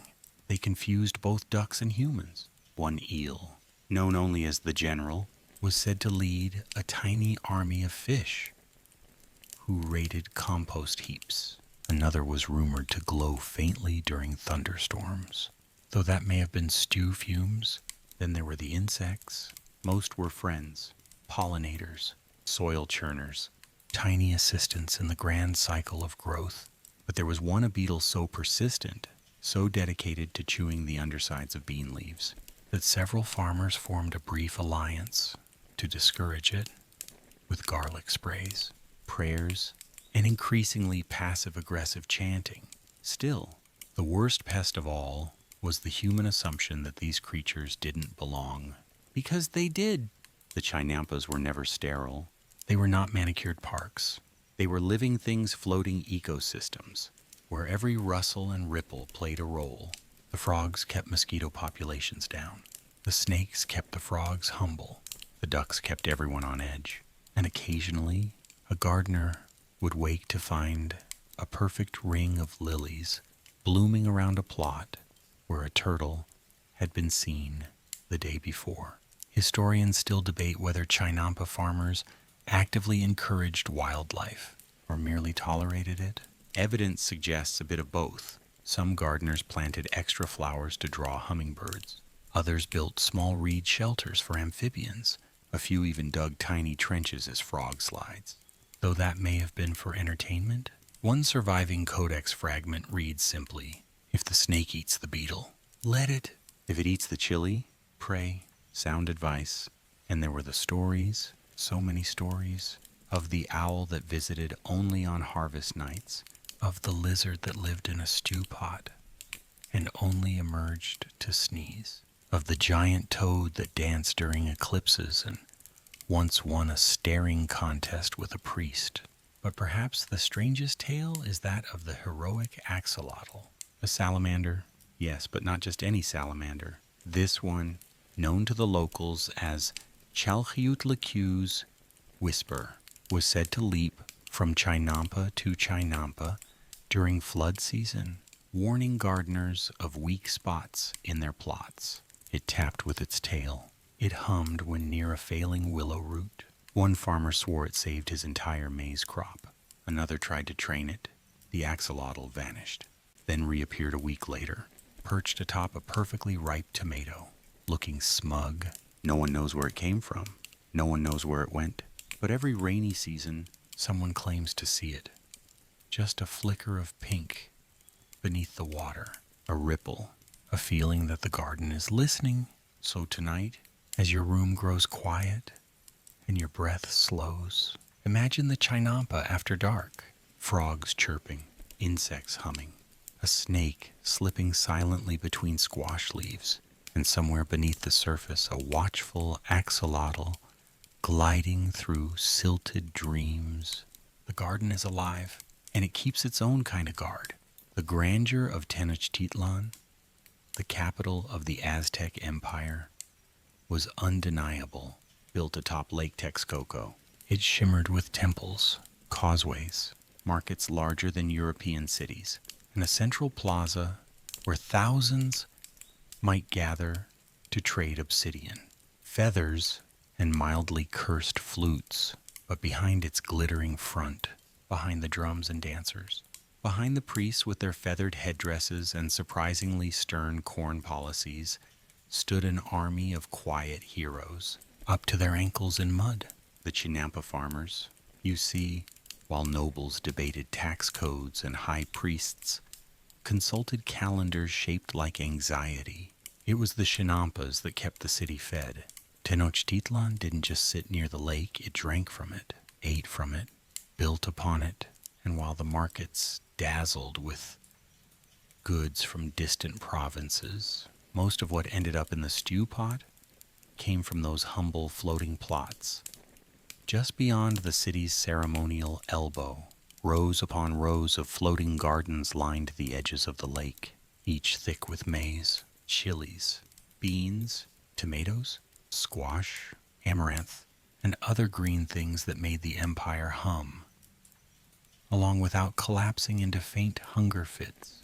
The chinampas produced so much and so reliably that historians now estimate they supported hundreds of thousands of mouths, often year-round.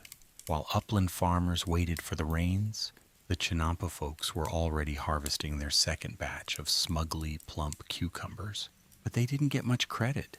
In most murals, they're in the background paddling canoes, stooped over seedlings, carrying baskets like oversized regrets.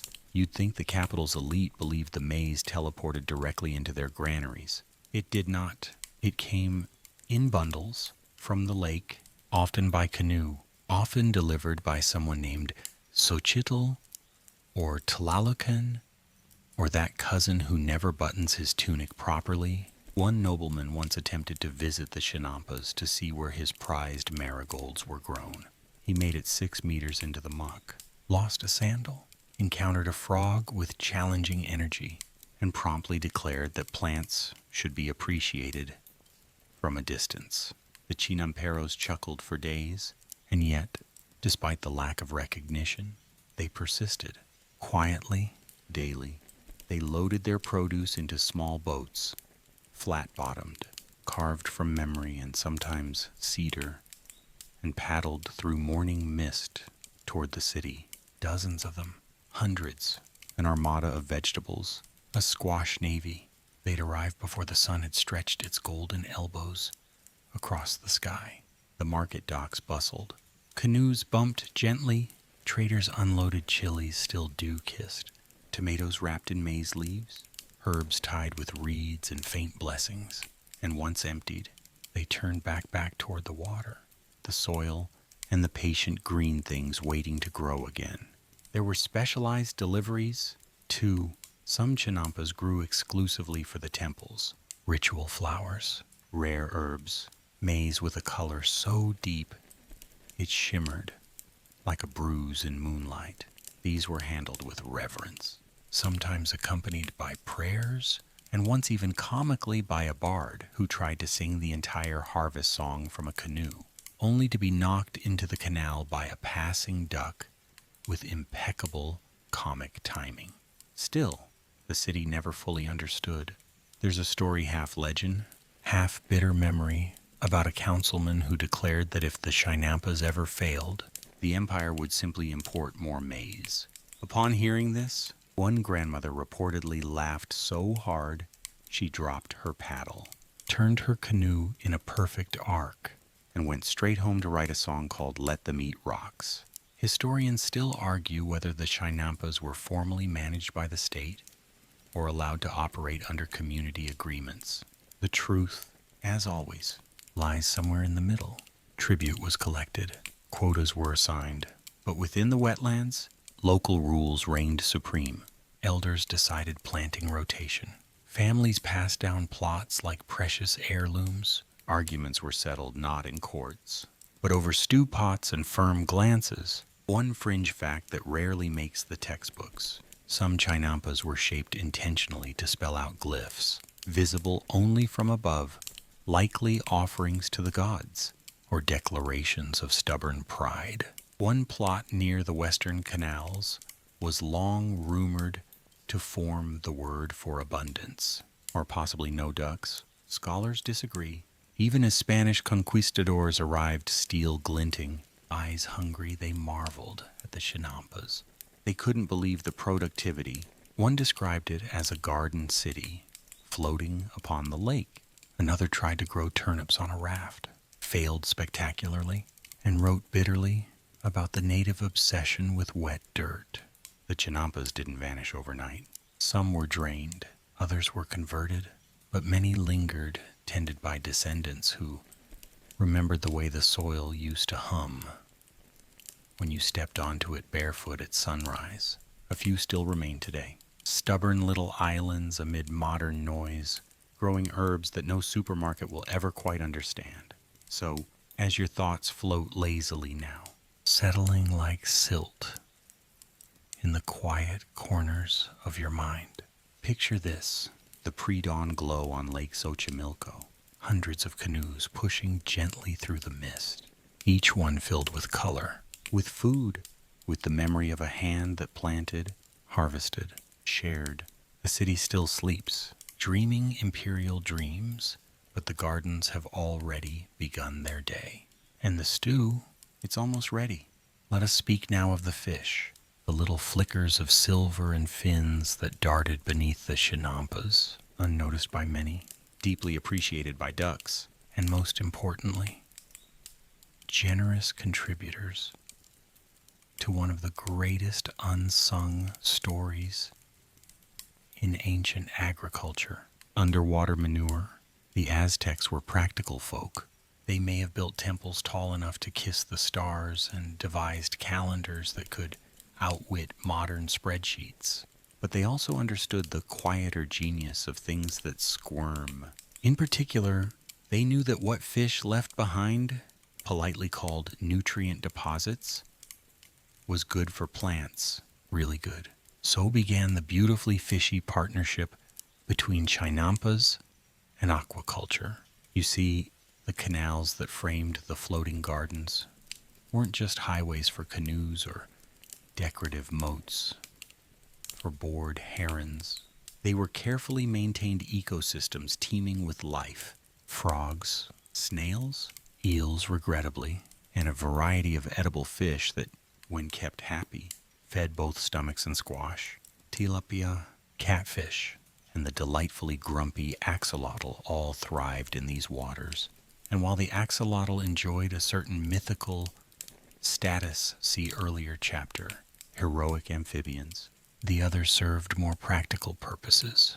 They ate insects, they cleaned algae, and they produced waste, which drifted gently into the soil beneath the chinampas, enriching it day by day with silent, squishy generosity. Now, not everyone was thrilled by this arrangement. Some gardeners were purists.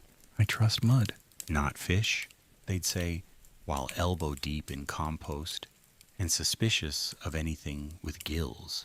Others embraced the blend, creating elaborate systems where fish were not only tolerated, but welcomed with offerings of duckweed and gentle compliments. One such gardener was an eccentric man named Chipactli, not to be confused with the monstrous sea creature of the same name, though the resemblance was uncanny after a few days. Without bathing, Chipactli lived alone on a long, narrow chinampa near the western reeds. His crops were unremarkable, but his fish were famous. He bred them carefully, fed them scraps and lake plants, and claimed to understand their opinions on various types of music. Spoiler: catfish prefer flutes, tilapia find drums irritating. His canals shimmered with movement, and his soil dark, rich, and fragrant with something beyond explanation, grew tomatoes that made grown warriors cry politely into their tortillas. Chipactli also believed fish had a spiritual role. He told anyone who'd listen that each fish carried a prayer, that their swimming was a kind of dance for the rain gods, and that if you watched closely, you could see their blessings swirl upward into the roots of your beans. Historians still argue whether he was a visionary or just extremely lonely, but the results were hard to ignore. Chinampas that embraced fish culture tended to perform better, especially in dry years, with a steady infusion of aquatic nutrients and fewer bugs. The crops thrived. Some gardeners even built small enclosures to raise fish intentionally, keeping them in semi-domesticated pools beside their plots where they could be watched, fed, and occasionally sung to.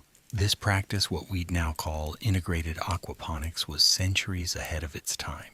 It required no modern pumps, no plastic tubing, no intimidating diagrams with nitrogen cycles, just water, plants, fish, and the quiet understanding that life supported life in the most elegantly messy ways possible. Fringe detail. It was common to name your favorite fish, not in the sentimental, goldfish in a bowl sense. These fish were rarely long-term friends, but names mattered. A particularly large tilapia might be called Old Grandfather, or He Who Nibbles with Honor. Children told stories about them. Some claimed to have trained theirs to swim in circles on command, though evidence for this was mostly circular and mostly involved giggling.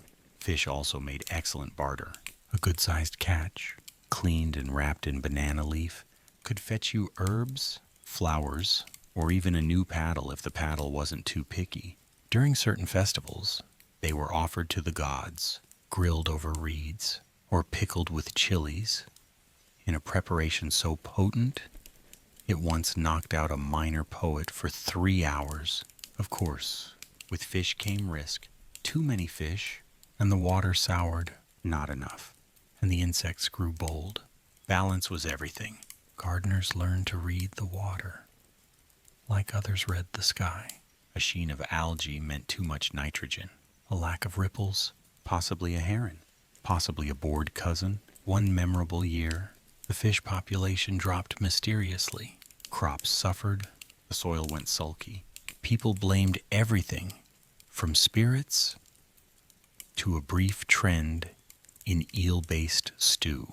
Chipactli, of course, claimed it was punishment for ignoring the music preferences of aquatic creatures. No one proved him wrong. They simply invited him to more festivals. Even today, fragments of that old system remain. Some modern chinampas still welcome fish. The water moves gently, the plants lean in, and somewhere beneath the surface, a sleek body swims past a root, trailing nutrients like blessings, like memory, like the hum of a gardener's song. So, as your breath grows slower and your thoughts drift beneath the surface, imagine them now, the fish of the chinampa world, quiet workers of the canals, moving through the moonlight-silvered water, keeping the gardens alive in ways no one sees but everyone tastes. By now, you may suspect that the chinampas were more than just mud and vegetables, and you'd be right. They weren't just floating gardens, they were sacred spaces, not the kind with loud gongs or golden altars, but the quieter, older kind, the kind where the soil itself hummed if you stood still long enough, where planting a chili was as much a prayer as it was a culinary decision. The chinampa farmers didn't just believe in tending the land, they believed the land noticed. Everything had spirit, the mud, the reeds, the water, even the compost heap, especially the compost heap. And so they tended their plots, not only with calloused hands and wooden tools, but with songs, offerings, and an unspoken understanding that the garden might be listening. One of the most curious and oddly charming traditions was the blessing of the soil spirits, done at planting time and sometimes quite unexpectedly. In the middle of harvest, if a crop began behaving strangely, yes, beans can behave strangely. Ask any farmer. The ritual wasn't complicated. You didn't need a priest or a drum circle, just a handful of flower petals, a whispered thanks, and something fragrant, usually crushed herbs or the first steam from the morning stew, wafted toward the earth. Sometimes children added jokes. Sometimes elders added threats. Grow, or I'll plant turnips in your place. One grandmother was heard to mutter. There were chants, too, not formal ones, just rhythmic murmurings, passed down through generations like favorite spoons. Rise with the sun, root with the rain, open like the sky, never wilt in shame. Or the much shorter, no mildew this time. Please. Some plots had stones, special ones, polished smooth by fingers, and years called chantlali. These were the guardian stones, and their placement mattered. Near the beans for courage, near the squash for steadiness, near the chilies if you wanted drama. They were often gifted from elder to child, with no explanation, just a raised eyebrow and the phrase, "You'll know where it belongs." One plot, owned by the Mamosley family, had a particularly famous chantlali, known as the humming rock. It was said to vibrate slightly during planting season. Visitors would kneel beside it, place their ear to its warm, sun-drenched surface, and listen. Some heard nothing. Others swore it sang not loudly, but like a memory. One bard attempted to write lyrics for it. He was gently asked to leave. Historians still argue whether the humming rock was geological, psychological, or entirely invented by an uncle with a flair for drama. Regardless, it made the amaranth grow tall, and that was enough for most. Another curious tradition involved earthworms. While modern gardeners may see worms as helpful but unremarkable, chinampa farmers took a more poetic view. Worms were considered the singers of the mud. Their tunnels were the soil's breath. Some farmers named them. A few placed small pieces of fruit beside the compost as offerings not out of superstition, they said, but out of respect for the effort. One child even held a funeral for a particularly fat worm named Chipili. There were flowers, a spoken eulogy. 3 ducks attended. The adults said nothing but nodded solemnly. Even the act of walking the chinampa had meaning.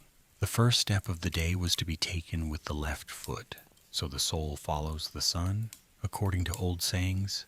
The last step, just before returning to the canoe, was to be taken backwards, so you don't carry the worry of weeds into your dreams. Was any of this necessary? Scientifically speaking, perhaps not. But spiritually, completely, these beliefs weren't about control. They were about relationship between people and land, between breath and leaf, between compost and cosmos. The chinampa was not simply a garden. It was a conversation, spoken in root and rainfall, in blossoms and decay. And if you listened carefully, it spoke back. Some say the best chinampa farmers never really worked the land. They danced with it. Their hands moved not with labor, but with rhythm.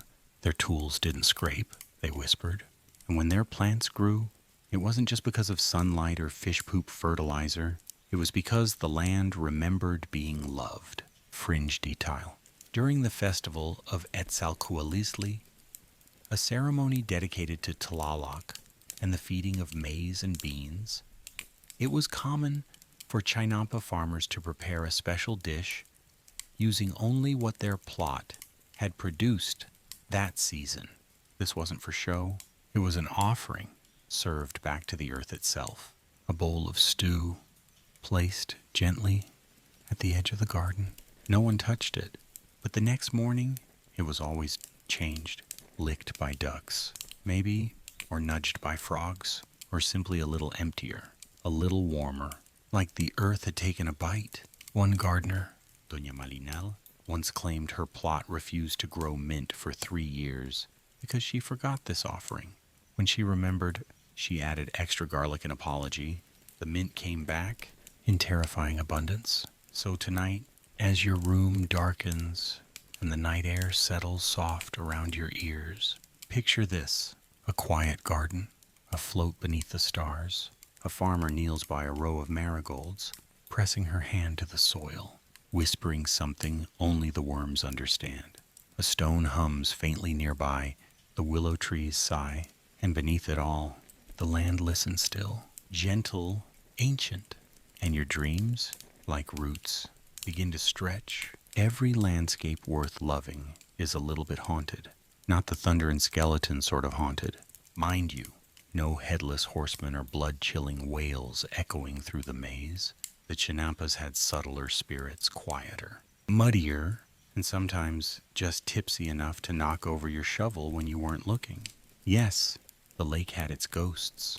And if you ask the gardeners, especially the older ones, the ones who remembered planting before sunrise and hearing whispers in the fog, they'd nod solemnly and tell you the chinampa keeps company, whether you ask for it or not. Some of these spirits were helpful.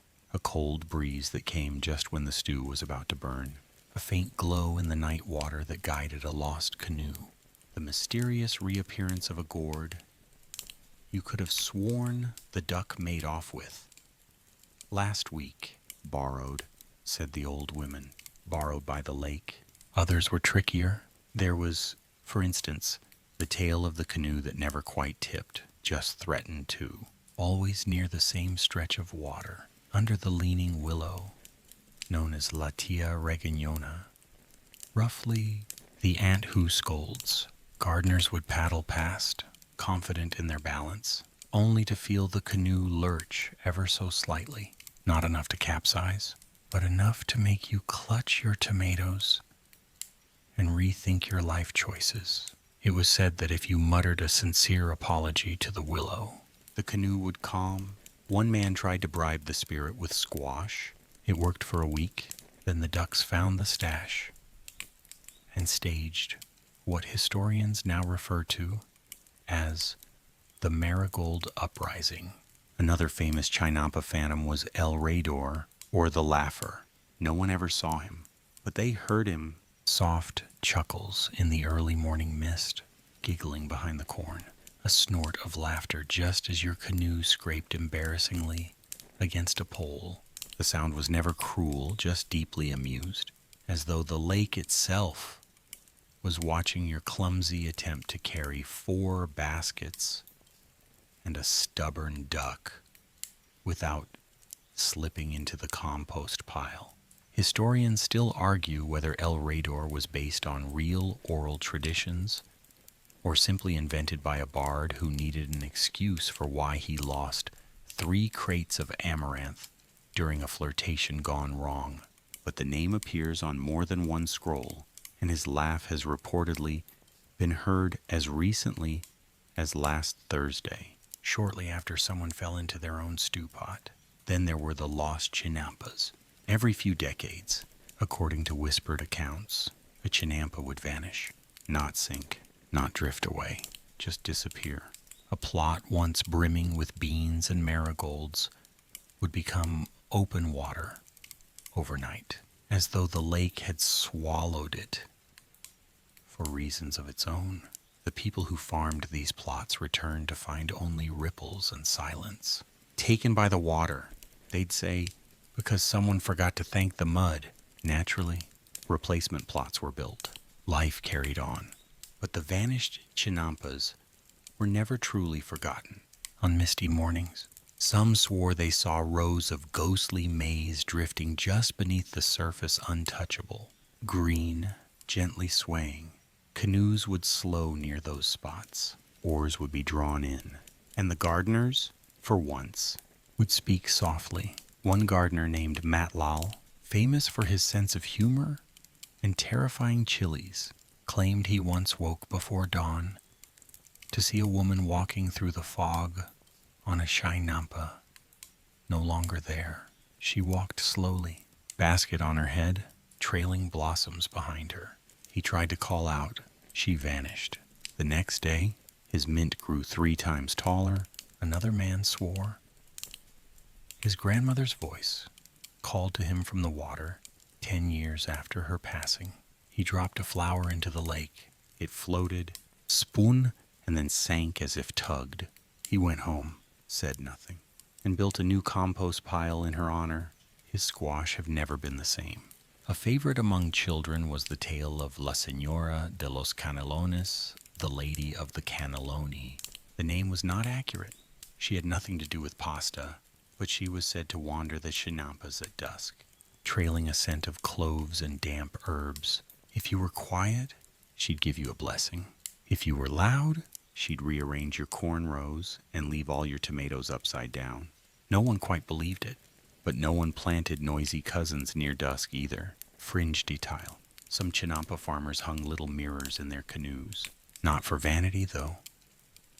A well-combed braid is never wasted, but to catch glimpses of the spirits. They don't like to be seen, one gardener explained. But sometimes they forget mirrors are tricky. Others carried bells, tiny ones sewn into their belts. They claimed the sound kept mischief at bay, or at least gave the frogs something to aim for. Historians, of course, scoff. Folklore. They say superstition. They huff, but the chinamperos simply smile. Keep paddling and place a single flower on the edge of their plot just in case. Because whether or not you believe in the spirits of the lake most certainly believes in you. So as your eyes grow heavy and the night presses softly at your door, imagine them now, the unseen companions of the floating gardens, the whispers in the reeds, the laughter in the fog, the ghostly rows of maize swaying just below the surface, and the gentle bump of a canoe that's no longer quite yours. When the Spaniards arrived, boots heavy, steel gleaming, eyes full of conquest, they looked out across the lakes of the Valley of Mexico and saw something they didn't quite understand. Floating gardens, calm and green, stretching in tidy rows across the water like agriculture, had decided to perform a miracle. These, one conquistador reportedly muttered while swatting a mosquito and misunderstanding everything, are islands made by sorcery. It wasn't entirely his fault. Sorcery is a fair guess when faced with a canoe full of tomatoes gliding silently across a lake. To the Europeans, raised on rocky fields and fickle rains, the chinampas seemed impossible. How could land float? How did the soil stay in place? Why were the marigolds smug? And how, in the name of St. Christopher, were those corn stalks taller than a man? What they saw was order, efficiency, a verdant puzzle. What they didn't see, couldn't see, was the quiet genius beneath it. The centuries of knowledge, the ancestral songs woven into planting rituals, the ducks with names, the frogs who predicted rain, the grandmothers who pruned amaranth while muttering to the wind. At first, the Spaniards admired it. Cortés himself described the gardens in a letter to the king. Marveling at the bounty and productivity, soldiers wrote of vegetables so numerous they made one feel the empire was made of maize. They were impressed, briefly, until they realized the gardens weren't ornamental. They were functional. They fed the city. They were the city. And that was a problem.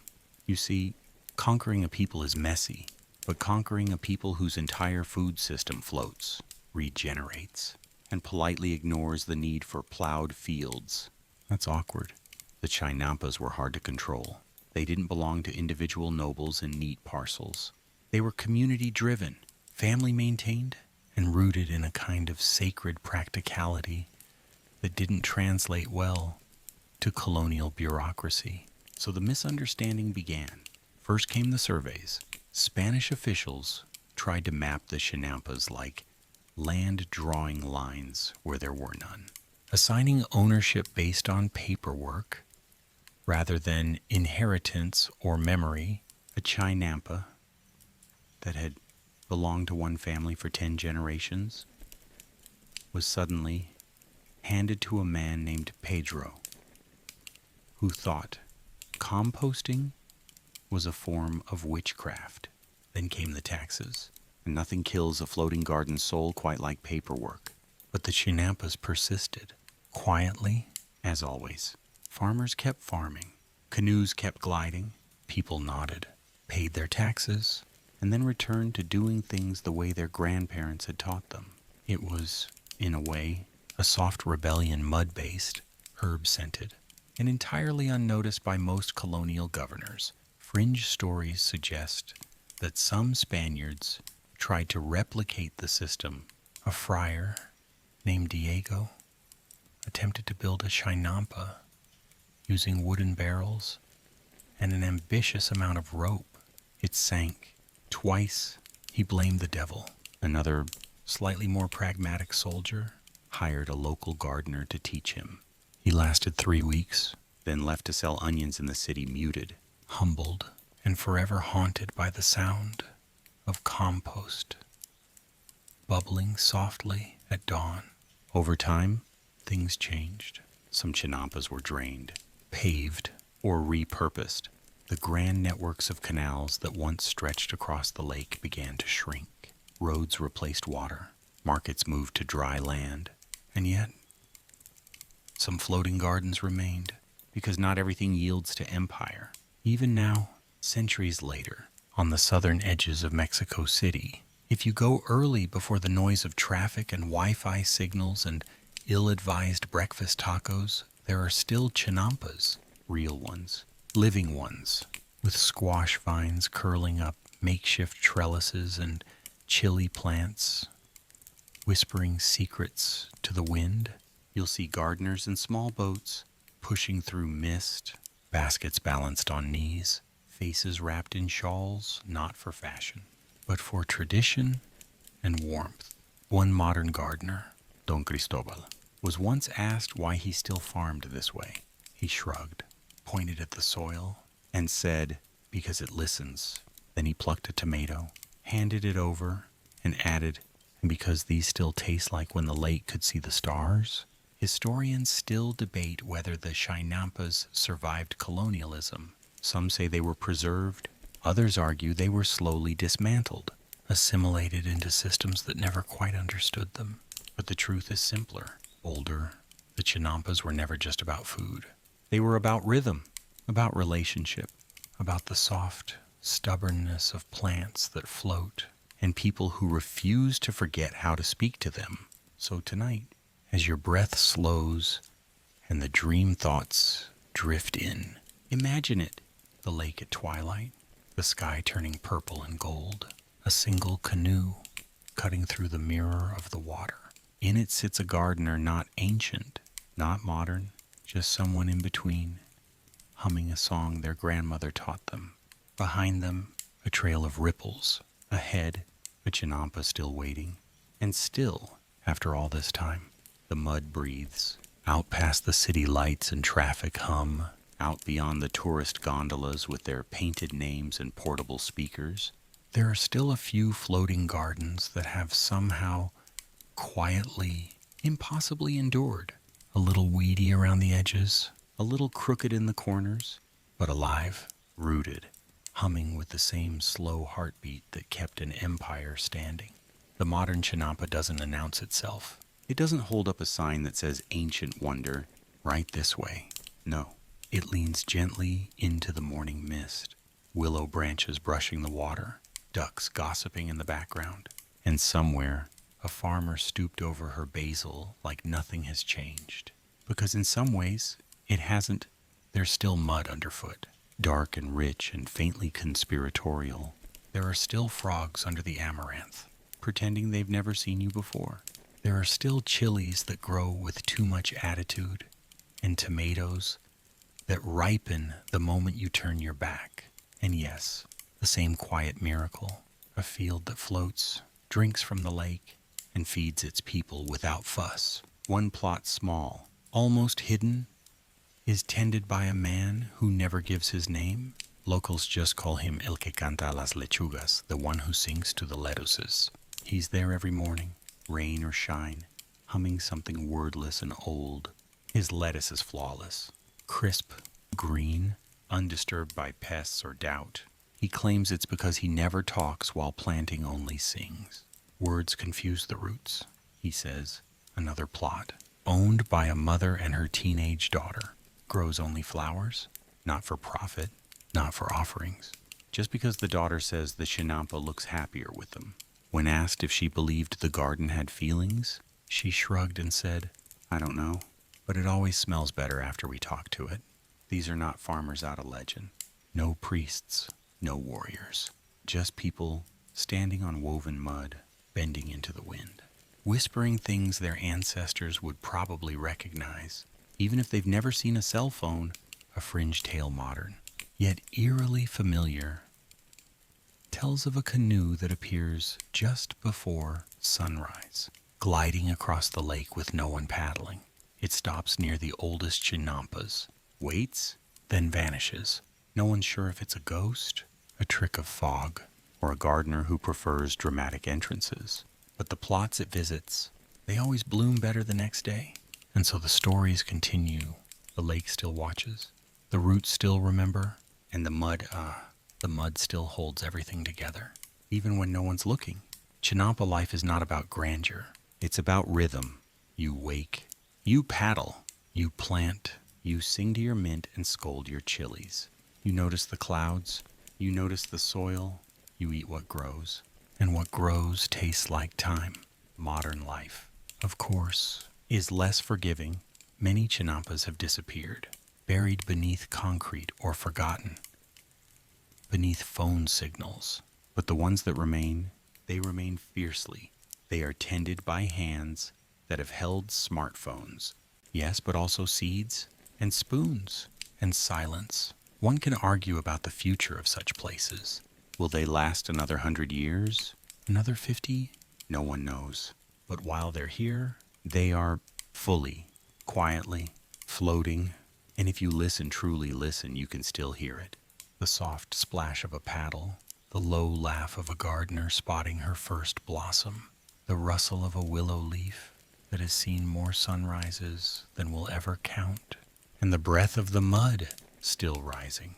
Now, everything quiets. The gardens fade into dusk. The water stills. The last canoe drifts homeward, its wake disappearing behind it like a sigh. No voices now, just the hush of reeds, the soft chirp of a frog too lazy to start trouble, and the long, slow exhale of soil settling in for the night. The willow trees bow low over the canals, their branches trailing lines of silver in the moonlight. Somewhere, a duck mutters in its sleep. Somewhere else, a gardener lights a single candle near the edge of her plot, not to see, but simply to keep the old rhythm going. In the distance, a dog barks once, then thinks better of it. The chinampa breathes. It does not rush. It does not boast. It floats. And as you float too now, here, wrapped in quiet and warmth, you might feel that rhythm in your own chest, that slow, patient tide, the rise and fall of breath, the roots of dreams curling downward. You are not on a bed, not really. You are lying gently across the water. The mud beneath you is soft. The air smells of basil and night. There is nothing to chase, nothing to fix, just floating, just growing, just being, and everything's quiet now. You're safe. Let the rest take you.